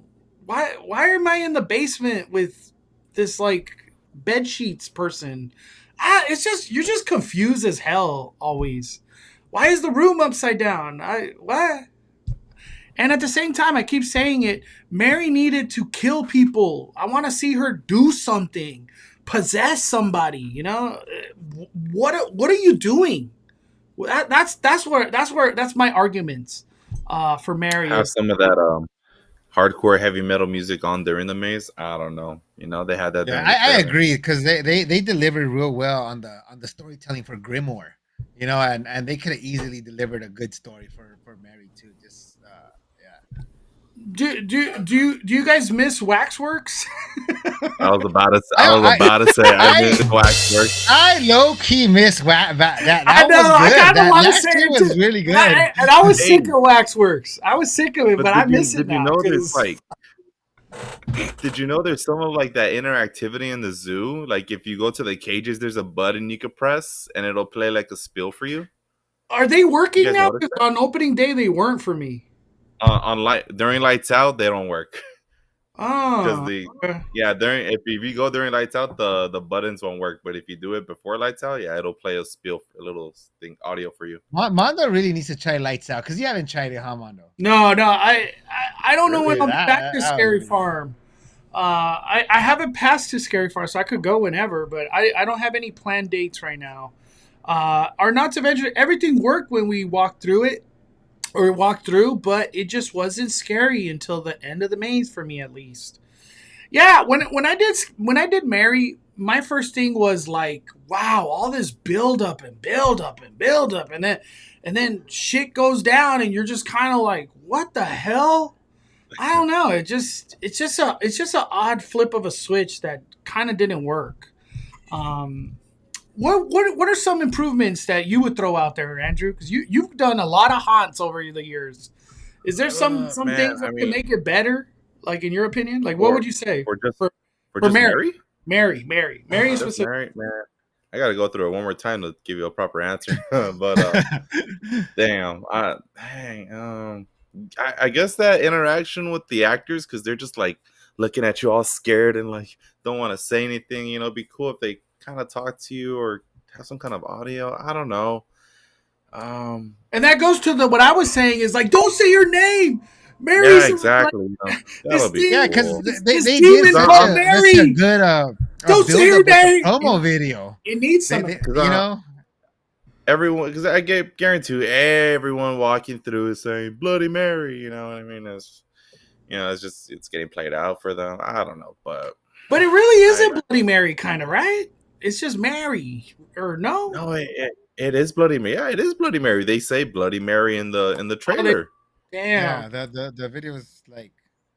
I did the maze 3 times, and I never saw a Mary come through a window or through anything. Not one time. I think it's that giant animatronic that giant puppy you see at the end. It's like it's supposed to be like a giant glass window at the end, and then like the puppet like looks like it's coming out.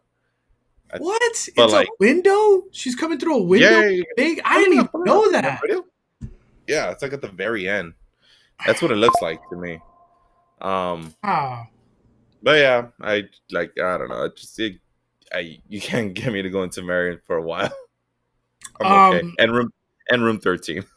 Yeah, room 13 getting a lot of hate this year. I've heard a lot of hate. I just don't like it. I just don't like the mask. The mask in that maze is just like, ugh. Let me bring up this comment because I feel like I've never really heard this said very much ever until this year. This year in specific. Danielle says Scary Farm is lacking this year. The shows are not good.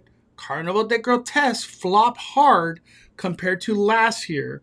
Don't really feel the need to go this year, really. There's a lot of people saying that, Danielle. It's kind of crazy. It's weird. On that carnival show they have in the main stage, they took out the guy that jumped, but they also took out the aerial list. There was an aerial list that they took off from that show too. They took off like 2. Wait, what aerial list?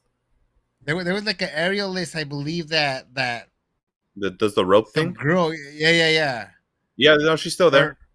She's still there? Oh, okay. Yeah. The only acts that they have in the show this year, I saw it very recently, a few days ago, last week. They have a guy that stands on that does like a balancing act.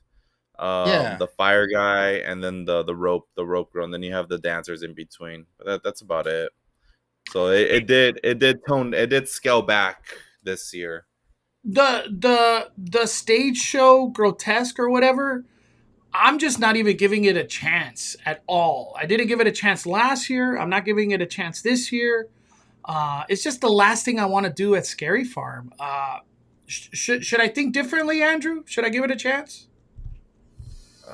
It's the same show as the past 3 years. You know what I mean? It's the same show. If it's plain, if you want to take a break, that's your break. You know what I mean?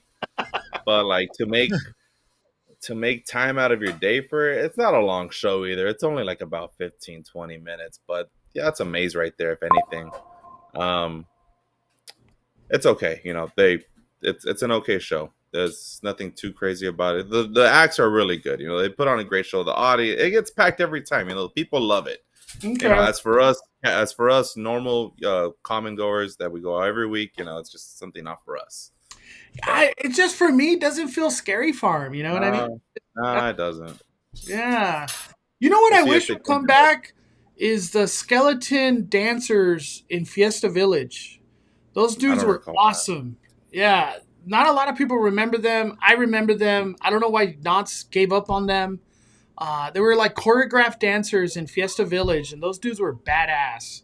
And for whatever reason, they don't want to do it again. For Scary Farm, do you feel like the vibes are off? Because I feel like that's a common thing people keep saying, and I'm like, no.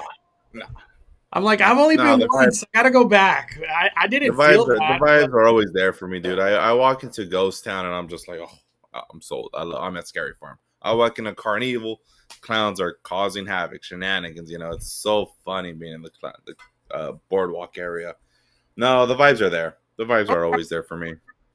Yeah, because when I went opening day, the vibes were on. It was good vibes. Yeah, I don't know what people mean by it. Vibes were off. You know what I mean? No, let's go to it right now. we got my boy Hector right here. Oh, okay. That's why I love Bonfire. We all these different opinions. Are the vibes I, off, Hector? You only been one time, but I feel like they're off. I mean, compared to, let's like, call it explain why. last Like, year. why are the vibes off? Like, what happened? What happened? Last year the energy, last year and the year before that, the energy in the Goring 20s is way different than the energy now. I felt like last year the Goring 20s energy shifted to Carnival, and I had a lot more fun in Carnival than the Goring 20s. And then the year before that is just the Goring 20s felt like they had like monsters everywhere. And this year and last year, I feel like the Goring 20s cut back on this is how I feel. I felt like there was a lot less a lot less monsters there than the year before, and it just felt like off. Like the energy was very so upbeat, in my opinion, 2 years ago than these past 2 years in the Goring 20s. Last year, I feel like all the energy went to Carnival, and this year the same thing. Like I have the most fun in Carnival just because Hell yeah. the positive and just going back to it. Carnival is probably the only place where I feel like I'm involved in a part of a story, versus everywhere else. I don't feel the same way in the Goring 20s as 2 years ago, where it's like a lot less talking and involving the people to the story than 2 years ago. You know, like 2 years ago, the two mob bosses were like, "Hey, yo, like you got cash, da da da da da." And I don't feel like I get that same energy now. Last year and this year, there, I'm just standing there and I'm like, "What's going on?" It's a whole lot of smoke and a whole lot of empty street. And then they did like, I don't know if they still do, but I stood there for like an hour this year, and I didn't see like mini shows. And 2 years ago, they were doing like little mini things where they would all get together like in front of the Oh, door yeah. and Wait, do a whole wait. thing. And You're they'll talking do about that. Goring 20s? Stop doing the Yeah, dancing? yeah. I know they do the dance thing. That's the only thing I saw. But they were doing like a little like a mini thing between them, like delivering energy with the bar dude and stuff like that, like little mini I like haven't seen that skits either. that they did. Hey, Yeah, like little mini they skits would that they go did. to the White Tiger door or that Yeah, door. the blind tiger. Or blind. And and I was standing there for like an hour. They didn't do it. It's like stuff like that where it's just like, I'm not saying they should do it. I'm just saying like it's just storytelling that I feel like wasn't delivered this year compared to like 2 years ago or so. There. But just going back to it, that's my experience. Like phenomenal job in Carnival. They're still like talking. They're still bringing you as part of their story, but other parts of the Scary Farm, I feel like I didn't get that energy, and that's when quote unquote Fright Fest came in for me. And every single scare zone has a story to tell in Fright Fest, and they brought you in, and they're eager to bring you into their story. You know. But yeah, Yeah. that's my feedback when it comes to Did like Scary Farm versus. Did you get to experience the Gauntlet? You didn't go to Snoopy? Not this year. Last year I did. But Oh, I just not I just yet. didn't. Yeah, I just we'll go back. We'll go I back. was yeah, I was just focused more on doing the new stuff, like you said, on this trip, because I feel like the Gauntlet was a lot of the same, and um yeah, I don't know, I just didn't feel the need to do that. I was just showed out. Oh, it's Okay. fun. Still fun. Did you do the Gauntlet, Andrew, when you went last time? Yeah, recently took my niece and nephew for the first time to a Halloween haunt ever. Right, 7 and 11-year-old going to a haunt, had a blast, and we took them into the Gauntlet, and I think it was like the 7-year-old's favorite zone because the king interacted with them. He was telling them to boo the peasants, all this stuff, and it was just it was just a grand old time, man. The actors in there are very very story driven in there. I love the Gauntlet. I One of know my favorite spots. Knott's took away the ability for the monsters to interact with you this year, which really sucks. By the Wait, way, what? Say that again. yeah, Knott's took away the interactiveness from the scare actors this year. Yeah, Like, that's another thing, and know, a lot of I characters are like, understand. "Yo, we can't." Yeah, we can't stop you for a minute and talk to you. Like, we have to like keep it going. I get it. We can't stop and take a picture no more, which is unfortunate. You got to take drive-by pictures if anything, because they always got to be on the move now. Which is cool. I get it. The job is to scare people, but at the same time, like Yeah, Dylan said, Crash bring is saying the people, same thing, that they were bring told to people have limited into interaction. yeah, like Villain Yeah, was saying, see, and it's all about making now those that makes memories. sense. That makes sense of why I feel like the way I feel. You know, like they just like fly by. Is like, yo, what's up? Peace. I'm out. You know. Yeah, like like hey, like you owe me. Yeah, I know what you mean. I know what you mean. But shout out to the It's Gauntlet at though. the The end of the Gauntlet day. is keeping it real. Yeah, I didn't go there, but you know, the Gauntlet What? 2 years ago was phenomenal. They're pushing the meet and creeps for whatever reason. Did you Yeah, guys? I haven't had a ain't chance to nobody want to do. do Oh that. no, we met Sarah Marshall at Yeah, the the meet and greets in entrance. the front. Yeah. That's Did you cool. do any I'll of the say meet that's and cool. creeps? Meet and creeps, Andrew. Have you had a chance to do it like at the No, but entrance or the store?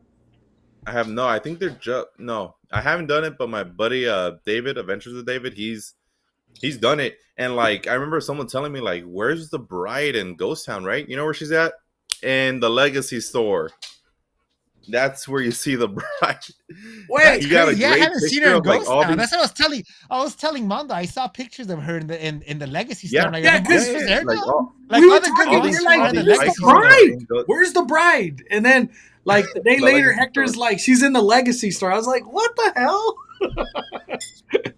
Um, yeah, I mean, it's either the actor's choice that maybe they just want to take a break because I know they've been doing it for years, so maybe it's their choice that they would just want to be there to take pictures and limit their interactions, or I don't know if the company or creatives forced them to be in there or whatnot, but I don't know the answer, but that's where they're at in the Legacy store. So I haven't experienced this limited interaction thing. That's kind of news to me. God, what? My Yeah, first dude. thoughts are that sucks. That was the cool part of the Goring 20s. Talking to the cop or the mob boss or the crazy dude drinking the elixir, the devil's elixir. Uh, the same thing applies with the gauntlet, talking to the king and queen, the people that protect the king and queen, the peasants, you know what I mean? Like the more poor people, I guess, Yeah, the gauntlet. That was the cool part of like, in Ghost Town streets, there's really no talking. We're here to scare the hell out of everybody. So I never expected it literally. from that. But talking was a big part of Carnival. Like it's almost like all these personalities come to life because you interact with them. So to have this like keep it pushing, don't really take too long of interaction, that sucks. I don't know what else to say. That's the only thing I have to say. That sucks. To add, I'm gonna be at Scary Farm soon, and I'll report back. I guess that's crazy, dude. hey, to add to that, I feel like Knott's were the pioneers of like having monsters talk to you, and I feel like Universal slowly adapting that with Art the Clown interacting with like characters, because before Universal did not do any talking at all or any interaction whatsoever. It was just scares, Mhm. and other theme parks are now adapting that the meet and greets and the scare actors interacting with you slowly, and slowly I feel like Universal's starting to have a voice too, and now we have Scary Farm, where I remember 10 years ago, or not 10 years ago, but like 7 years ago, they wouldn't talk to you at all at Fright Fest either, a long time ago. But now they talk to you too, and I believe that's a huge part to like having all ages and all audiences come to your scare thing, because you're part of the story, and for not to go away from that when I feel like they were the pioneers of that, it kind of sucks. Yeah. And that was the cool thing to me about Scary Farm that dragged me in, is that, oh my god, the monsters talk here, Yeah. and No, the them monsters slowly talking. going away. Yeah, and them going away I from loved that, it. I love the monsters it's like talking. it's kind of sad, honestly. It's kind of sad. Thought Magic Maiden says thought the interactions were indeed less. We'd pass a scare actor and they just go once and keep walking. I think there's a lot of people that are agreeing with this. The Gauntlet people are still interacting with people, at least from what I've seen. We don't go to Goring 20s, but we've never liked that scare zone. I love Goring 20s. I hope they didn't murder. They murdered my boy. This is crazy. This is kind of crazy, man.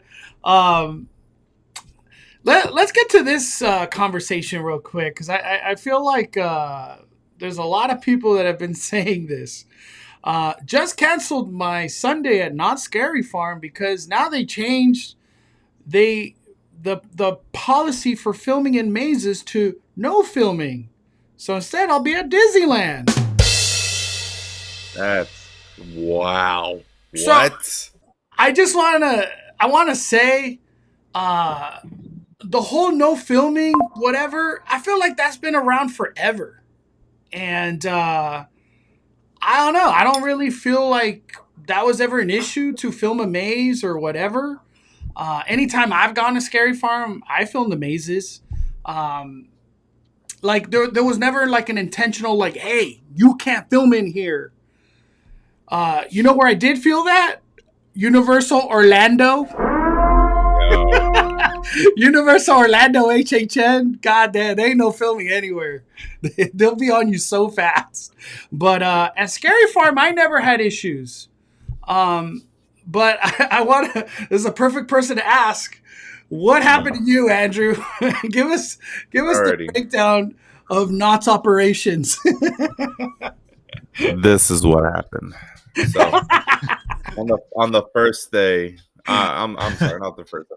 Let's say I went. When did I go? Was it like a few days after media day, right, where filming was allowed? So I'm there on a non-media day, and I hear from one person that my buddy was just wanting to take pictures in the mazes. A professional photographer. No flash. We know all the rules. You know what I mean? Yeah, no flash ever. And he was in chilling chambers, and a supervisor was like, no photos, no filming. He was like, what? All right, respect the rules. Cool. Went through. Thought it was a fluke, maybe.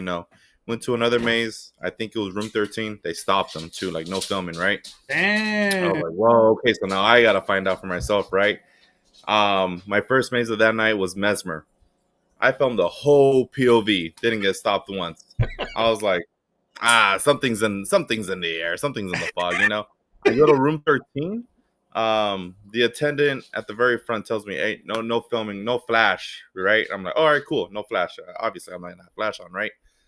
I'm going through the maze, and then someone taps me on my shoulder, and it was a maze attendant. And it was like, no filming, turn it off. I was like, whoa, I guess, Yeah. But then I didn't see another maze attendant until the end of the maze. I'm like, who's gonna stop me at this point? You know what I mean? Like, you stopped me at the beginning and like maybe 2 minutes into the maze, but who's gonna stop me the rest of the way, right? And then there. There's a tall guy. There's a tall guy here. So then it's very inconsistent. You know what I mean? It's inconsistent right now. And then when did we go? It was this past Friday. I went again, and some were telling me no filming at all, and some were telling me film, just don't have your flash on, right? I filmed. They didn't tell me to film in room 13. They told me no flash on in the zoo. They told me and that's the new maze. So film it, but just no flash, which obviously I was fine in cinema slasher. So like I said, it's very inconsistent everywhere. No one's on the same page, So in my eyes, I'm filming. I'm sorry, but I'm filming. I want to chalk it up to inconsistency and Knott's operations. It's like I personally, when I go, I'm gonna try to film. I love filming. It's like one of the best parts, especially like trying to vlog. The last thing I want to do is go to Scary Farm and just scare zones. Like what? Yeah. But and I know they're not.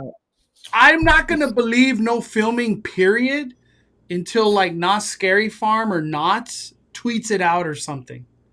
And then it's like, well, shit. Or have that like how they have the no chaperone policy. Just put a board in the entrance. No filming allowed in the mazes.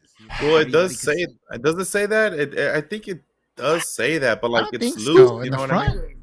Who reads those? Nobody, dude. But like, look, this rule isn't like particularly aiming at us. Like, I'm sure something happened on a day no one was there with a bunch of teenagers where maybe they just got a lot of complaints. Go together like peanut butter and jelly, and I could attest to that tremendously. Like, totally, dude. So Inconsistency like crazy. Yeah. like, Uh, yeah, I mean, like, look, if Horror Nights isn't pulling the trigger, I don't want to see none of y'all pulling the trigger. You know what I mean? So yeah. I don't know when I'll be back at Scary Farm, but I hope I could film. That's kind of the mentality I got. I mhm. this whole doom and gloom of no filming is inconsistent. I think it's inconsistencies.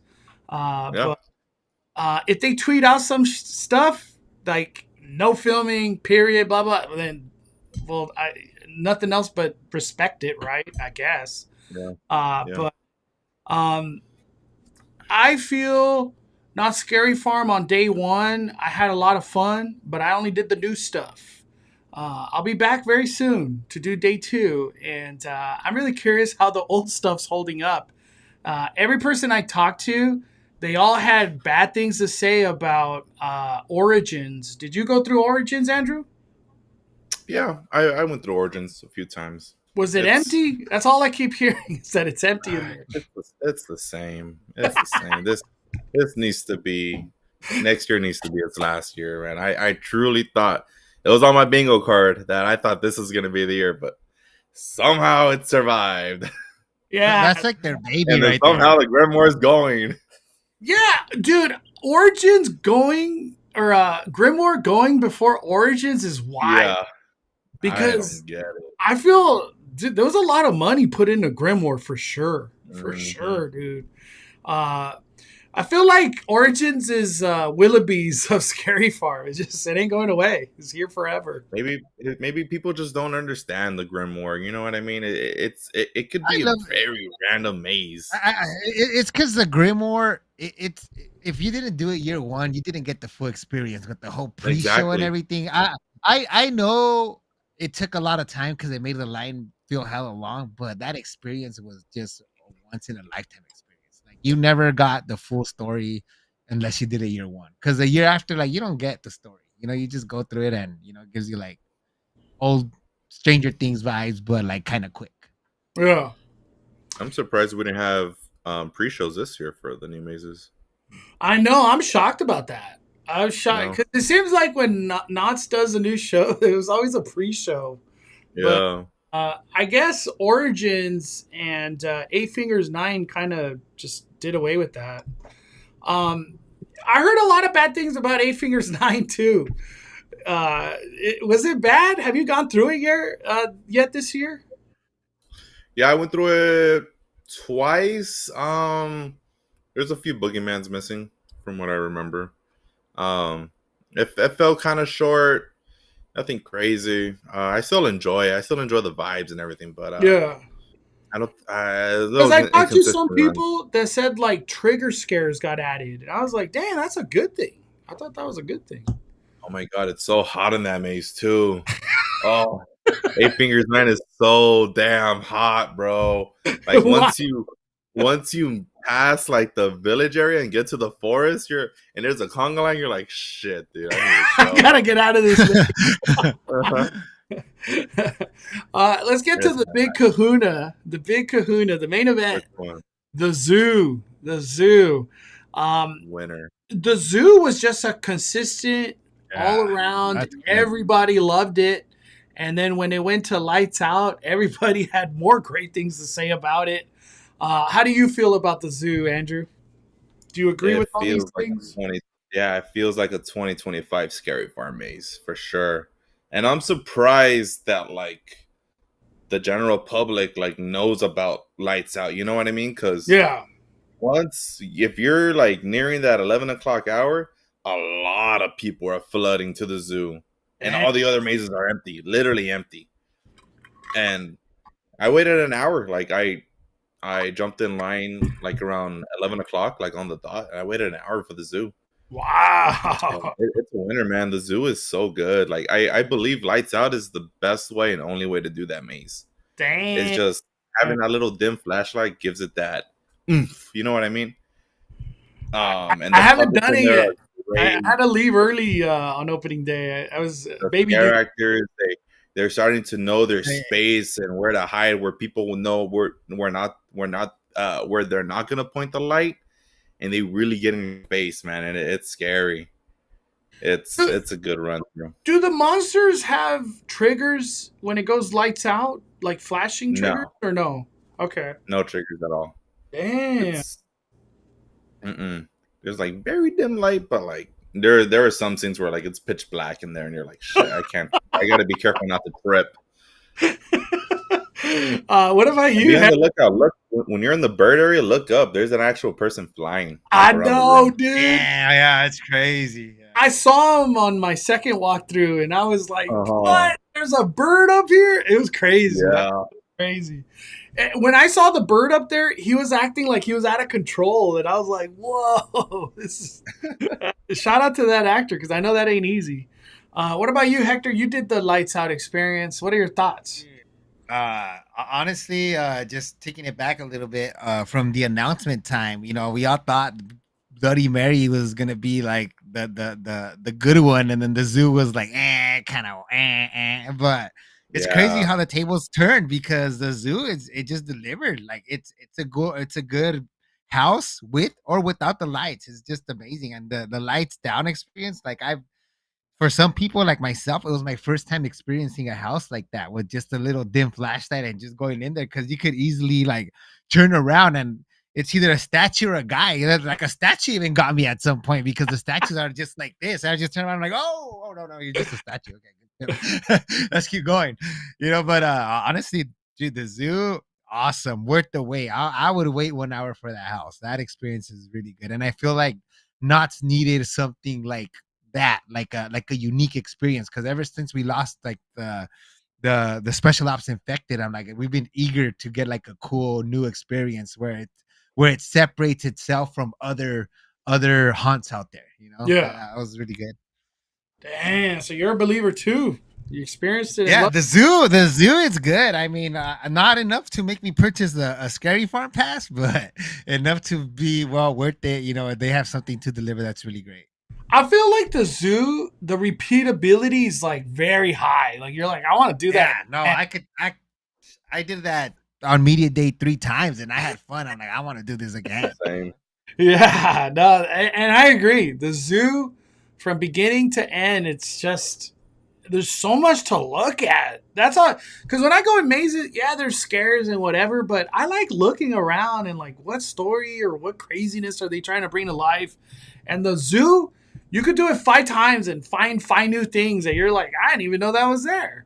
And the crazy thing about the zoo is that even so, like we're talking about Bloody Mary, like talking and stuff like that to deliver a story. Like the zoo, they don't need to talk, and you see the story right before your eyes, or just on the set. You go in through the cages, they break out of the cages, they're smart. You see that guy, the rat dude, operating on someone, and then you go into like the next thing where they're more evolved. Like it's just that just storytelling in just props itself. It's such beautiful. It's amazing. Yeah, I don't know how they get to like, those big monsters. I don't know how things get to that, but they just like throw it in there. And then the lights out ceremony is really cool too. The fact that there's like a little ceremony moment for lights out is really awesome. Yeah, it's a good touch. Really good touch.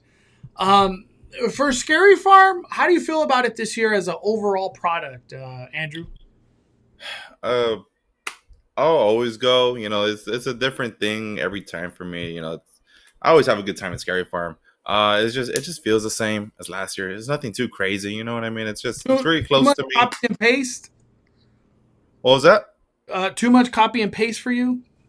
Yeah, especially the ceremony. I wish it is very different sometimes. Because it's. I'm so glad I don't mind ceremony because them doing the same thing is I think it's like it's bad because when you go back to 2019, it's so different than the current. Yeah. 2019 was all about story in the ceremony. This year it's just I get it. You got fog and monsters coming through Ghost Town, but the Sarah Marshall and the what is the conductor? I'm not trying to be mean, but I think we need to move on. We got to move on. Keep the story going. It can't keep being about them. We've had enough. They've had their time to shine. It's a little tough because the ceremony goes down in Ghost Town, and your icons are Sarah Marshall and the conductor. So, it's kind of tough. But like back in 2019, we did have like the townspeople we got like the Nightmares Revealed ceremony from 2019. You remember that? Yeah.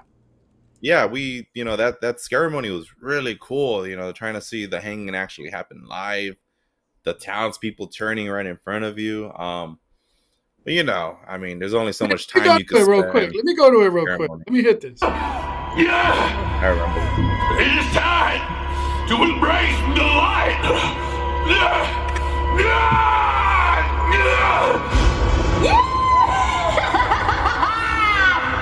Fools! Infidels! They thought they could contain my wicked ways! Fools! All will pay! Maledicir du calico! Transfundo creatura nocte regir omnia! Pies! Anima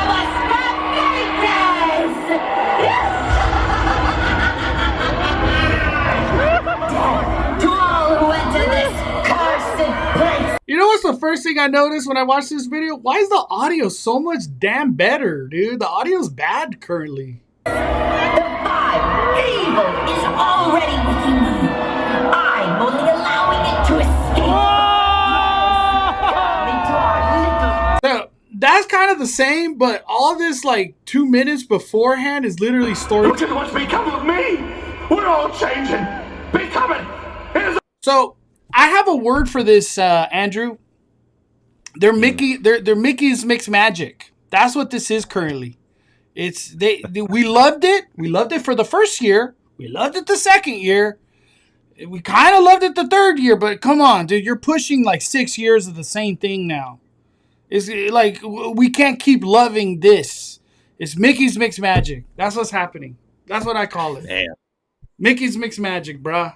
Yeah, I just You I know don't what know I- what what I- other characters you could introduce for the ceremony. No, because you know what I feel like threw him off the rails is with that guy they announced for the 50th that pulled from Knott's Berry Farm because they were banking so much on that dude that didn't show up. What was the What name was of that his name? dude again?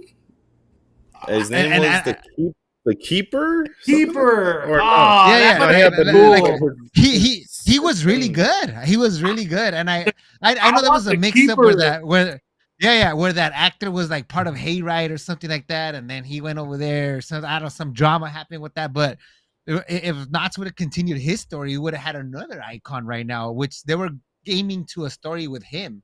So I felt like the ceremony we would have had a different ceremony. Would have got that guy would have stayed. I think.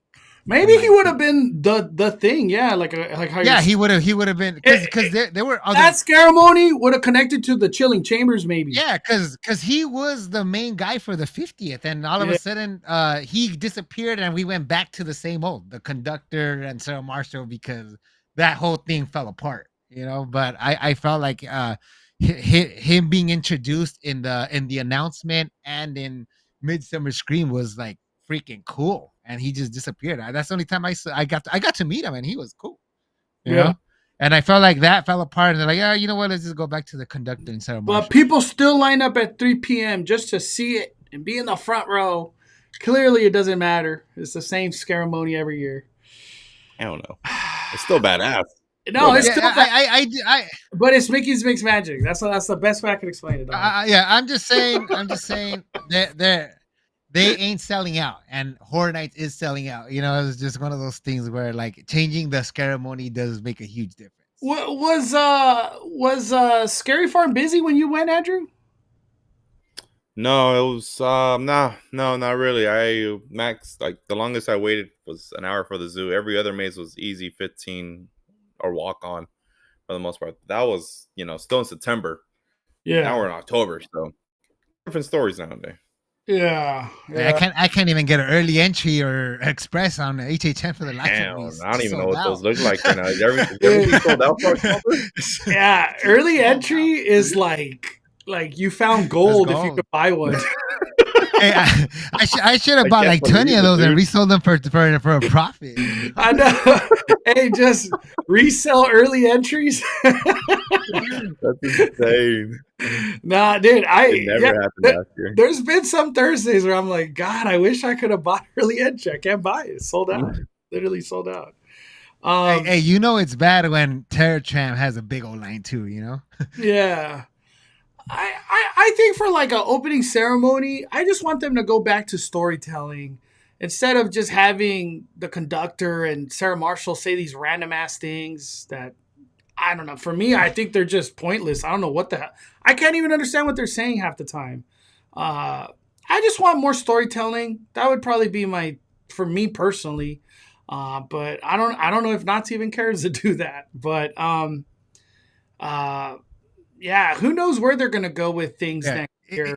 I think it's crazy to think that. I was just gonna say, I think change needs to start coming more to Scary Farm. That's just me.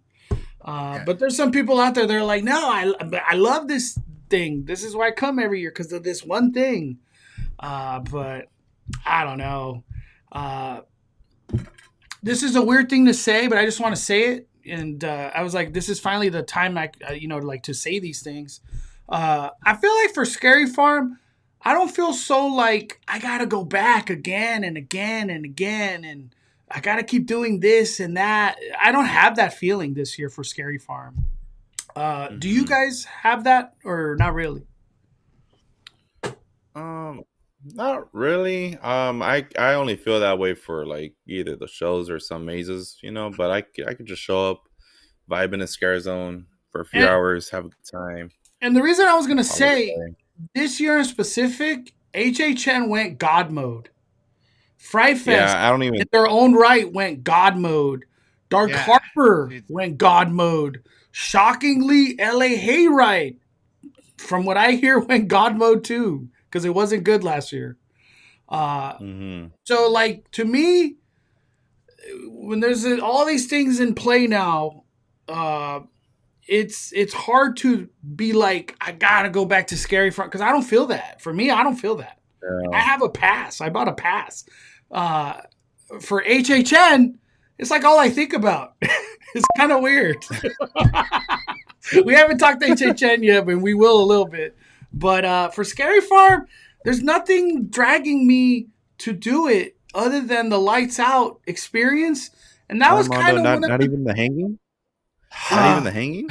I want to go into that. The hanging broke me, dude. I told Hector, I was like, dude, I'm like in a bad mood after watching that. I just said that's why he didn't get to do the lights out experience. You know? I was like not in a good mental state after that show. I was like, this was so bad because for the hanging, for whatever reason on opening day, everybody wants to do it. So you have to wait like 40 minutes just to hope you get into the next show. And then it's, so it's kind of like a 2-hour experience. So I wasted 2 hours for that garbage. And it was just, I get there's some teams that put a lot of hard work into it all and whatever. And I applaud them for that. But from a guest perspective, I hated it. It wasn't, to me, I walked away from the hanging of, I don't care how good it is ever again. I'm never doing it. I'm just, damn. Yeah, I'm retiring the hanging for life. like Sewer of Souls. I was like, I'm retiring that shit for life.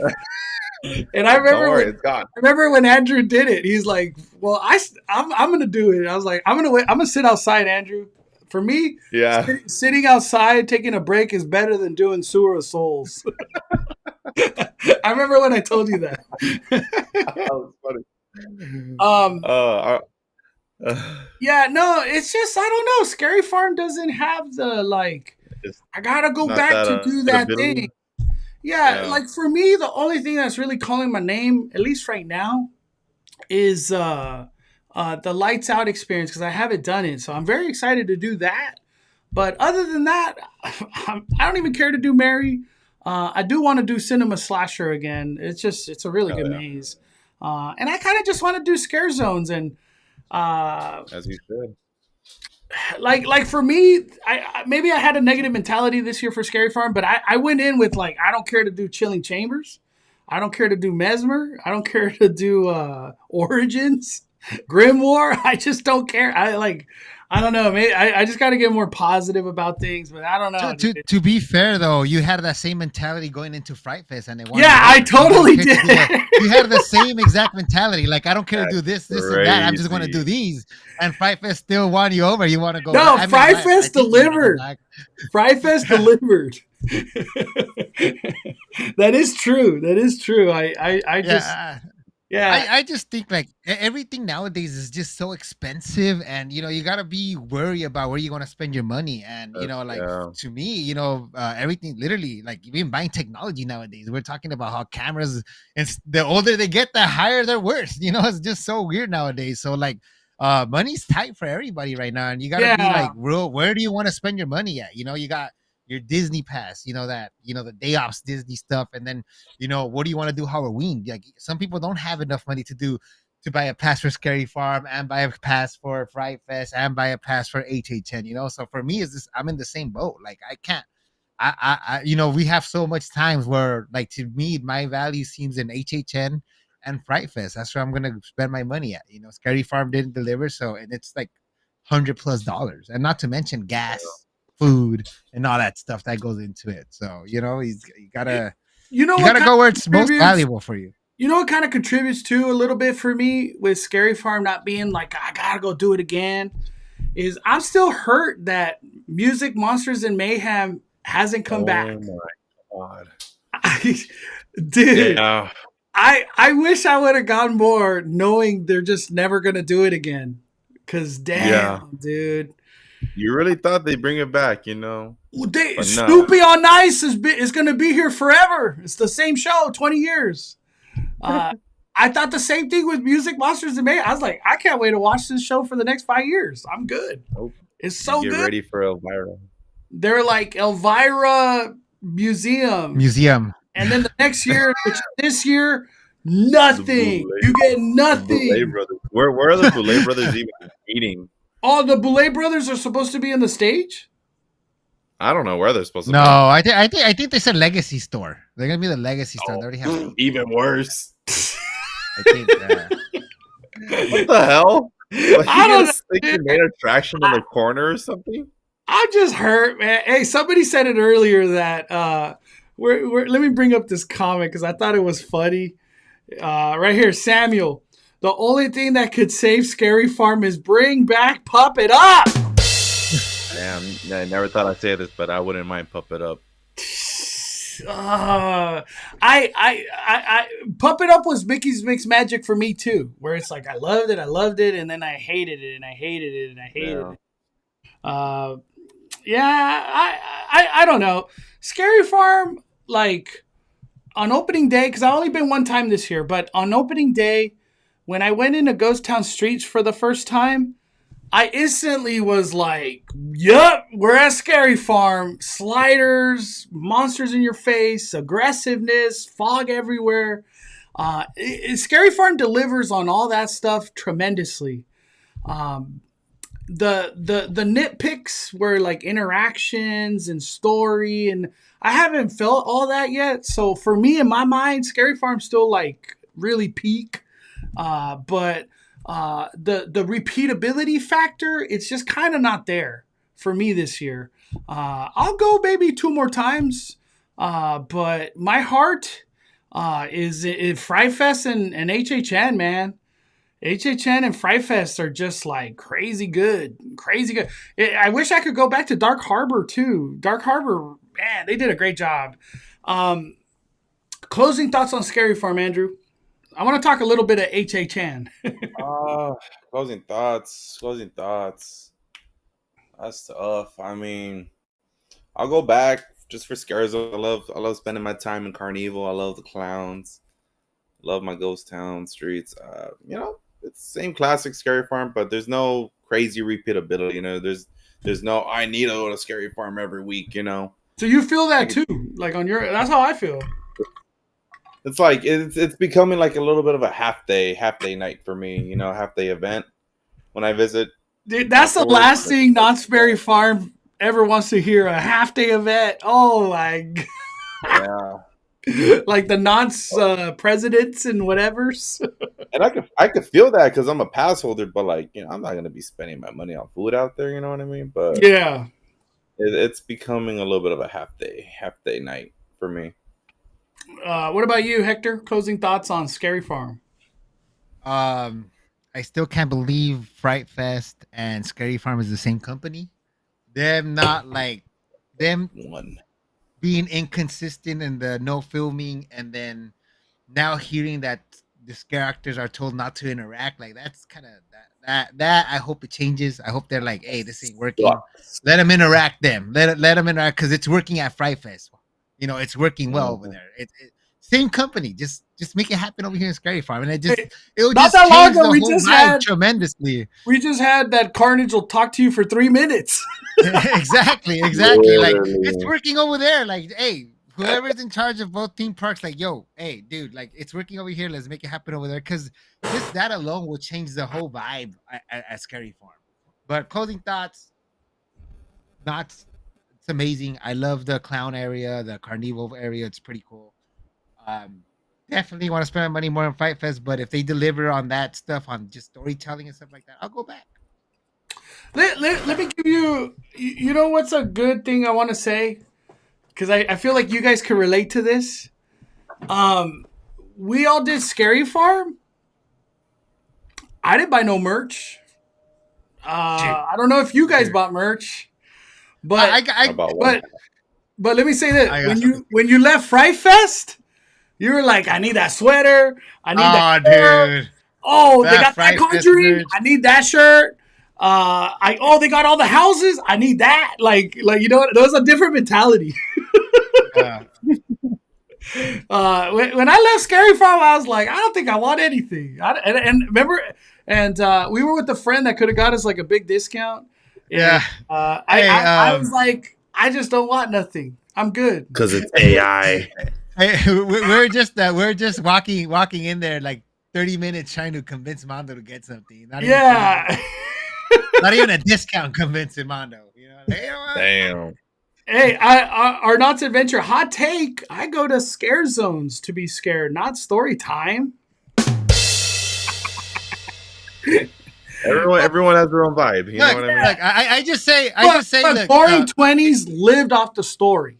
That was the whole point. Is a story. I feel like just when it comes to haunts, over time it has evolved to like being a big part of the theme park experience. Before, years ago, when I was a younger guy, it was like a one-time thing. I'm gonna go get the scare out of me. But now, Halloween and theme parks has evolved to being 2 months now, where it's part of a story, you know. And even going to HHN and stuff like that, they're even talking about how do we deliver this story, you know. And that's their words, you know, delivering stories and stuff like that because they want people to come back to their events and experience. Not just scares, and that's how I feel when it comes to haunts at a theme park, not at like a Dark Harbor type thing, because I feel like Dark Harbor and Hayride and all those things are places where it's a one time experience. You get scared and you're out. Theme parks, they want to keep bringing people in. You know, they want to keep people invested and keep coming to their theme parks. So that's what they bank on now. Yeah, I feel like that's my take when it comes to like going to haunts at theme park haunts. That's my take. Yeah, my closing thoughts on Scary Farm. I can't wait to go back, and if there is this whole no filming thing, I don't even know if I'm going back because I like filming for YouTube. It's kind of my gimmick. It's what I do. Job. It's your career, bro. It's your career. It puts the dinner on the table. And I remember when they did the whole no filming on the rides. I haven't been to Knott's very much at all, and it's just you're gonna vlog about food. That's kind of what Knott's is, I guess. But I just want more change from Knott's Scary Farm. More creativity. I know this sounds weird, but they don't have like a fun factor. And I think the fun factor could come in Fiesta Village. Fiesta Village is I think that's the spot that's untapped. And it could be Dia de los Muertos party zone over there or something. I don't know. Yeah, that'd be sick. I That's just, what it needs, a fun factor. Good one. they could have monsters dancing to La Chona and all sorts of crazy fun, cool stuff over there. Fiesta Village. Hey, they got monsters and HHN dancing to La Chona and Suavemente over there. Yeah, It's they do. crazy. Dude, Dark Harbor. Dark Harbor has like I feel like an hour dedicated to just party, monsters and party. That's it. It's crazy. Yeah, I think Fiesta Village would be a great addition to Scary Farm, of like the super serious, scare the shit out of you everywhere, and then a little party vibe over here at Fiesta Village. I think it would be great, because it's just a whole lot of nothing in Fiesta Village, and it's kind of sad. It's a lot of land over there to do something. Mm-hmm. But yeah, all right. Well, let's move on to Halloween Horror Nights Hollywood.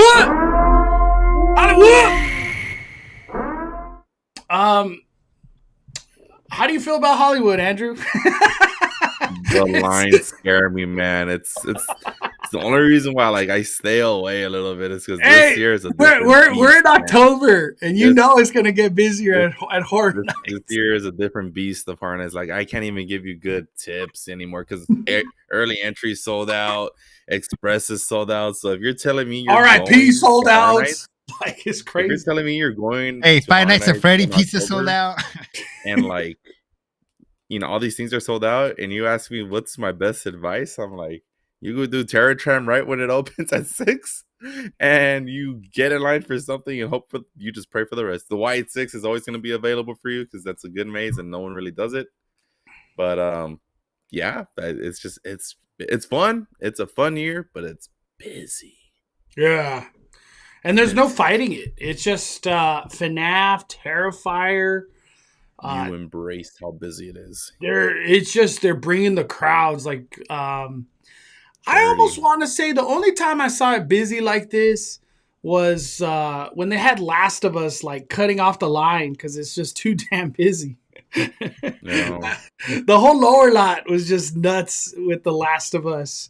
How do you feel about HHN, Hector? Because you've been a lot now, so you got a good vibe. Dude, I mean, I love HHN. It's good. It's just really busy. You know, it's sad that there's no like everything sold out. Like Express is sold out.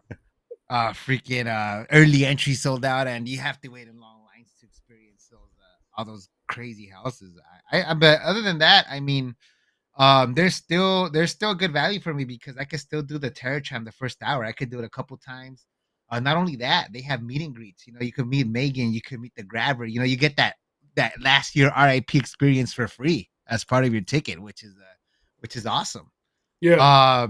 Same thing going back to SoCal Tall Guy. You could go to the White 6, and even the houses that are not popular are God mode. Like they're insane.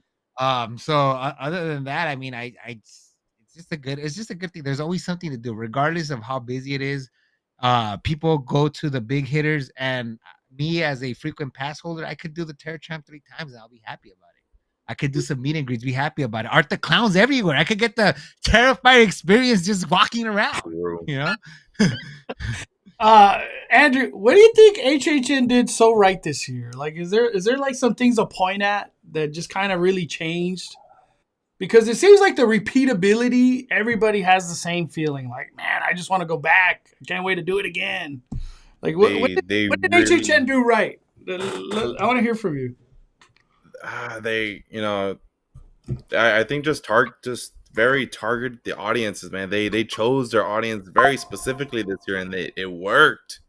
It worked, and I love walking into Horror Nights and looking at all these like cosplays and the Five Nights at Freddy fanatics are going crazy with some of their costumes, and I love to see that. You know what I mean? You're so right about the FNAF cosplay, dude. I've seen a lot of them, and like groups. So many of them, and they're good. Like they're so good. Like people are creative, people are fun about it.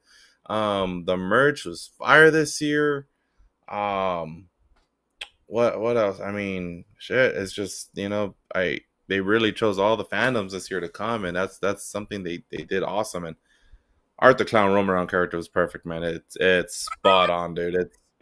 It will, we got the only time you see a roaming walk around was in the Plaza Dia de los Muertos area, but now that you get an Art the Clown, dude, it's like some people didn't know who Art the Clown was, and now you do, Yeah. Now you do know who he is. And yeah, it's a game changer this year, and I think they really hit the gold mine this year, and now they know what they're gonna do next year and the years moving forward, to keep selling out all these nights and whatnot.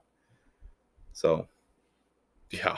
What about you, Hector? What did Horror Nights do so right that you're in love with it? I think I'm gonna tap in what he said. Like, they hit like every fandom. They have something for everybody. They have some WWE. They have the gaming fans. They have the TV show fans. They have the horror fans. They got and not only that, not only are they hitting like different genres, they're hitting different age groups too.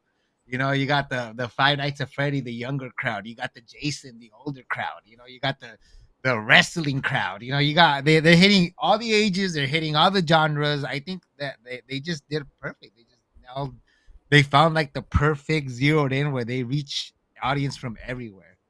And not only that, like all these IPs that are, well, most of them that are out here is like Five Nights and Terrifier. They having movies coming next year, so there's hype behind all these, so they could easily like, yo, this works, let's bring it back next year, and nobody would complain. If they bring part 2 of every single Hell's next year, it would be God mode again. Hector has mentioned that, Andrew, that we could see Jason come back because the show's going to debut. It could be based on the show, which would be different. Terrifier 4's coming. It could be based on that. FNAF 2 is coming. It could be based on that. We could almost get a repeat year, but in a totally different way. Like, how do you feel about that, Andrew? Would you be mad or happy? Would people complain? No. People would not complain. All these other haunts do it. I know sometimes Horror Nights gets shit about it for bringing back some of the originals, but you're still going to go do it. You're still going to have a good time because the house is a banger. You know what I mean? Yeah. Scarecrow's a good time all the time. I never complain about Scarecrow. What else is a repeat this year? The Terror Tram got better this year. You know what I mean? Like, we had our doubts about Blumhouse coming back, but what happened? I don't know. It's just good. I always attributed to the Megan happened. No, the actors. You're right, Dylan. You're right. Megan happened. Are top notch. Blumhouse still sucks. Yeah. I think you said it once before. Like, we have to get used to Blumhouse being here every year. It's just a part of the kitchen now. It's just they're the new Jabberwockies. It's just a toxic relationship with Blumhouse. It's almost like we have to like them because they ain't going nowhere. They're in horrors. I'm not mad at Megan though. Megan could stay. Oh, Megan Stan. No, Terror Tram's great. I thought I was going to retire it after the first time, and I fell in love. I was like, I can't wait to do that again. It was great. Yeah. I do say, though, Terror Tram's fun meter goes down the later you do it at night. What I mean by that, Terror Tram opens at 6:30. That's at the highest of the fun meter. 10 out of 10. You're going to have the best time ever. You go at 11 or 10:45, you're going to have the worst time ever because it's jam-packed. They're just cranking in studio tour after studio tour. And there's no scares or interaction. There's nothing it's too many people. Have you had a really bad Terror Tram yet, Andrew, or no? Yeah, I think I was a villain. You were there that day? Yeah. I was a villain. And like, when you get dropped off in the black phone area, the nothing burns like the cold, just hour, just hearing that on repeat. It's just like, oh, because you can't walk nowhere. There's no walking. You're you're stuck, and that's the worst of the conga. You know what I mean? From the black phone up to the end of the Bates Motel, it's just conga. But once you hit that hill, like you could take those photo ops. The crowd spread out a little bit better, But at that point, it's like you miss the best part of the Terror Tram because the purge is the purge. You know what I mean? It's cool. Yeah. But like something about seeing Insidious and the Black Phone is pretty damn cool. The Insidious section is really great because Insidious Maze, I couldn't appreciate these outfits or these characters. The demons, yeah. But now on Tram, I get to see them very clearly, these Insidious characters, and it's awesome. Because like it seems like their audio cues just got transferred to Tram. You know what I mean? Exactly. Any conversation on Chainsaw Man? I know you're a big anime fan. Have you watched it? Yeah, I've seen Chainsaw Man. It's good, and they're coming. It's coming out with a new movie in theaters pretty soon. What? Dude, all I keep hearing about Horror Nights this year, this thing is they have something coming around the corner. Yeah, man, and it's just it's crazy when I interviewed Murdy at Midsummer Scream, and I asked him like, what's the potential of seeing anime at Horror Nights? And he said, "You will see things." We literally got an announcement 2 weeks later. You know what I mean? It's just crazy. It's a good show. The only problem is, it's built for a 4D theater, like 3D. We need 3D glasses. It's a 3D show. Yeah, they just don't have those. Agree. I think that's the only problem. We need 3D glasses for that. It's a good show. So I think they're gonna really build up on anime now, like every year, and for FanFest nights especially. Horror Nights, I wouldn't be surprised if they bring a Demon Slayer house next year. That was on the speculation map one year. I remember. I think it was like 2023 or 24. It was on the speculation map that Demon Slayer was a possibility. And with how amazing the movie has been doing, it surpassed actually it's a top grossing movie of the year. It beat Superman. It beat Fantastic Four. I know. I can't believe it beat Superman. That's a shot heard around the world, dude. Like, whoa! It's either I don't see it coming to FanFest nights because it's very horror related. So it's definitely you know all the big studios are like, what's this anime thing? Because it beats Superman.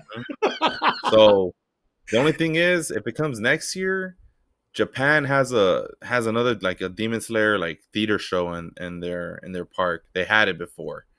So they could either bring that to the park or a maze. I hope they do a maze, to be honest with you, but we'll see. I want that Resident Evil like stunt show they did. Yeah, that was sick. That too. Yeah.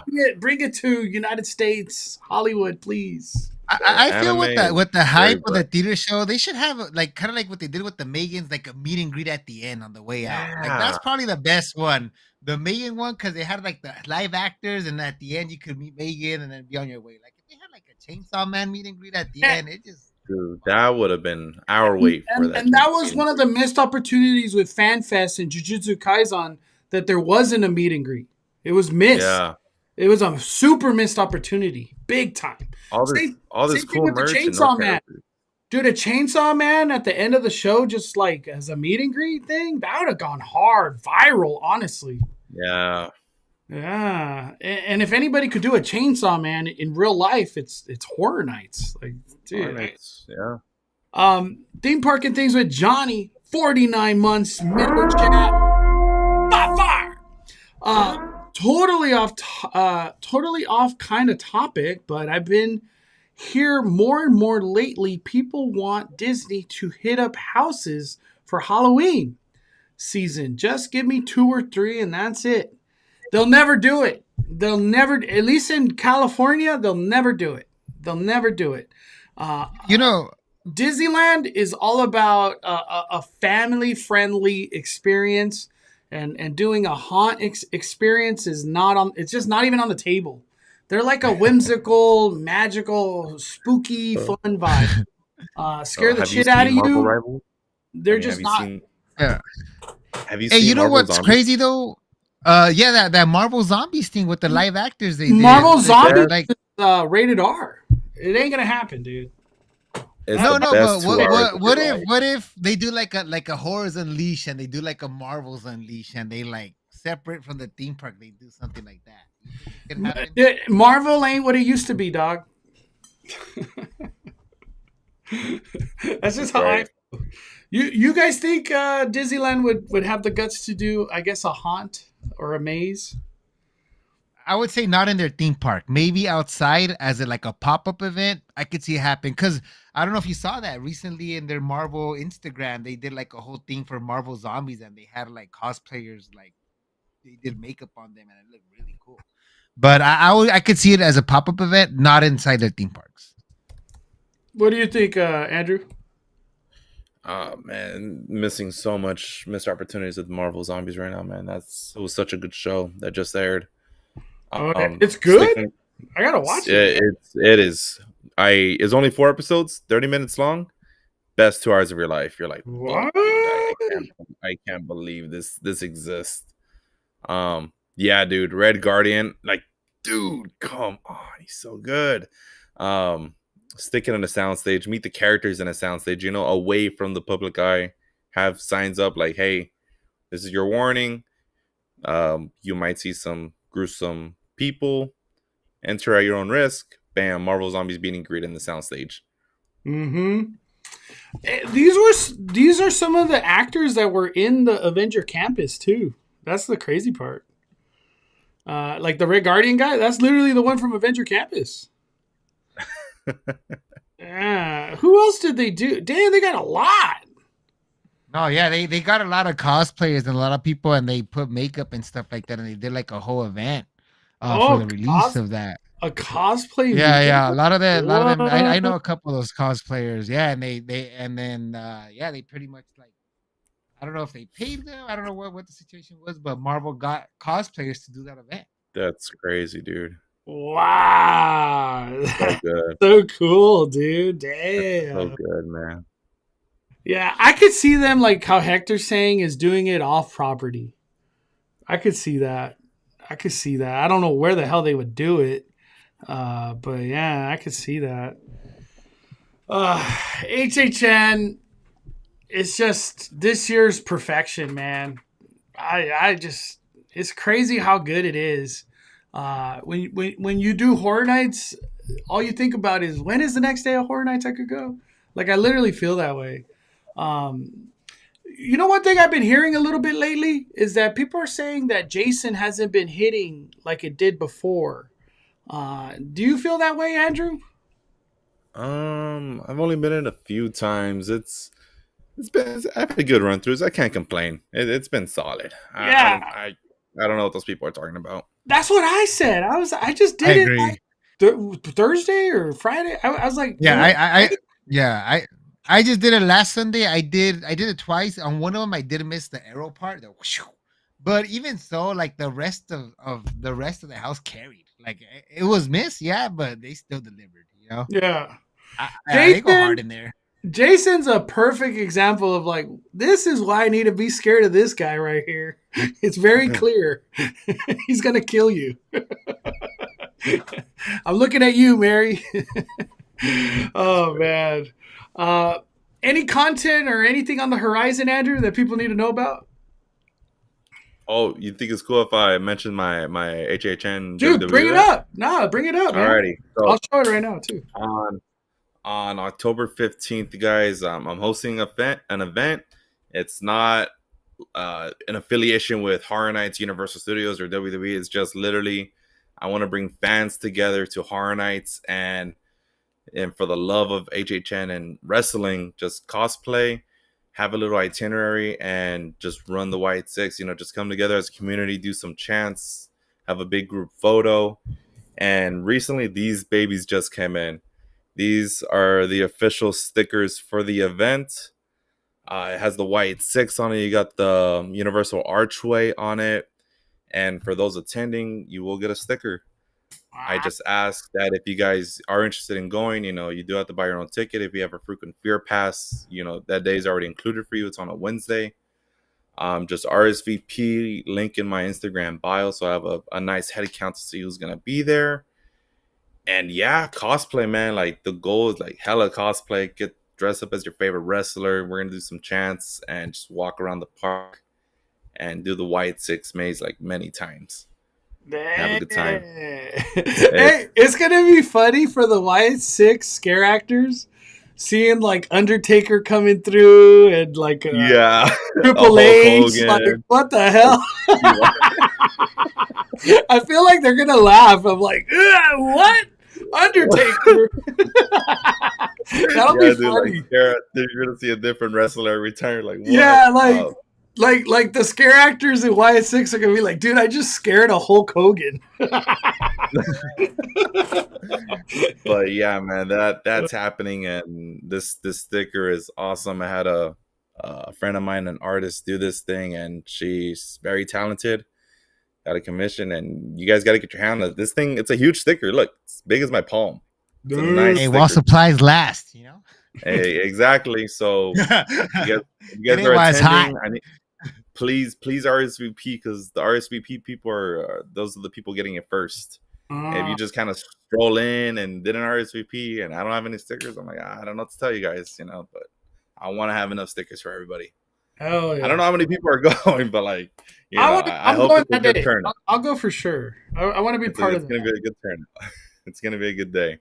I need to get like a Rock shirt or something. That's what I'd buy the Rock or Stone Cold. I want a Stone Cold shirt.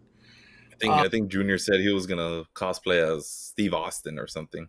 Hey, Junior's bald already. Like, he got the shit. Because he's bald, exactly. Yeah, he's got the look. He's got the look. Just get him the vest, you know. Yeah, Stone Cold, a couple beers, like obviously be sodas or something. Yeah. Oh no, hey, they allow beers at HHN, bro. We're chilling. And that's like $40. They sell beers. That's too much for the cosplay. Yeah, it's on my Instagram. Link in bio. We got a super chat from Johnny. Art should be face of HHN going forward since Terrifier 4 comes out next year in October. He's amazing at HHN. I'll tell you right now, they're seeing the numbers. They're like, how many shirts did we sell? How many glasses and sweaters and oh yeah, we're bringing Terrifier back. There's no way it doesn't come back. And I'm sure Damian Leon's like, hey, go for it. He does not like he doesn't. I wouldn't say he doesn't care, but like he is all free range of what Horror Nights wants to do with art. Yeah, he said go for it. For Damien, like I've seen him talk at Monster Palooza, and then I've seen him talk at Midsummer, and then like interviews and stuff. I think the collaboration with Horror Nights, he's just like how Andrew's saying. He's like, do it. I'm on board. Whatever the hell y'all are trying to do, I love it. I love y'all. Whatever y'all are crazy as I am. Like I think that was like a thing. Yeah, Art's coming back. Does he come back next year? I don't know, but he's coming back. There's no way this dude don't come back. Especially Damien Leon too. The amount of money that has been made is unreal. Closing thoughts or anything, Hector? No, I think I'm excited to do Fright Fest again. I'm very eager to go back and very eager to go back to HHN too. See Art the Clown do his thing. Yeah, honestly, Fright Fest. Thank you very much, everybody. Fright Fest, dude. Real good. Scary Farm too. I wish I could go back, but you know, it's expensive nowadays, so I have to pick where I'm gonna go. But yeah, great job, all the characters out there. Thank you for everything, and can't wait to see you out there. That's when you know it's a good hunt year, man. You got to pick and choose wisely where you want to go. Yeah, and like Mondo said, everybody went God mode, and it's like, damn, like it's like, where do I spend my money? You know, it's just hard to choose. Yeah. Nah, dude, it's true. Dark Harbor went hard. The Hayride, LA Hayride went hard. Fright Fest went crazy. Scary or HHN just literally went God mode. Like there's no other way to explain this year than God mode. Scary Farm, they brought two things to the table, but you know, just the way it worked, it didn't work out as well. But we'll see. We'll see how all things play out at the end of the year. Yep. I just want to say thank you, Andrew. Thank you, Hector. I didn't realize it's freaking midnight. Literally. We've been talking a lot. I feel like I could just... Talking Halloween is one of my favorite things ever, man. You know, and we care about all these things a lot. I want Scary Farm to be the greatest thing ever. That's what I want. I've been going to Scary Farm for so many years now. It's like, I love this event. to see Mickey's Mix Magic all of a sudden. I don't know. I want more. I want more. You know what hurts me a little bit to end today's live? You know what hurts me a little bit is to see all this money going to Fright Fest and not a lot of money going to Scary Farm. That I think that's kind of one of my inner thoughts of what's going on. And but then it's hard because it's like, damn, look at all this fun I'm having at Fright Fest. Exactly. Fright Fest needed the love, man. They really needed it. I think what I'm trying to say, maybe the balance goes to Scary Farm next year, and a lot of money goes this way. So we'll see how it plays out. But I want to give a big thank you to Andrew, SoCal Tall Guy. Big thank you to Hector, Villain Online. Follow both of these people on all their social medias: YouTube, Instagram, Twitters, TikToks, and all that good stuff. But I want to say, have a good night, everybody. Have a wonderful week. And I hope all you guys get to experience all these haunts and have a good time for Halloween season, because it's all going to end soon. It's going to end. It's already October. I know. Time flies. I'm not ready for all this to end. All right, everybody. Smash the like button. Burn it down.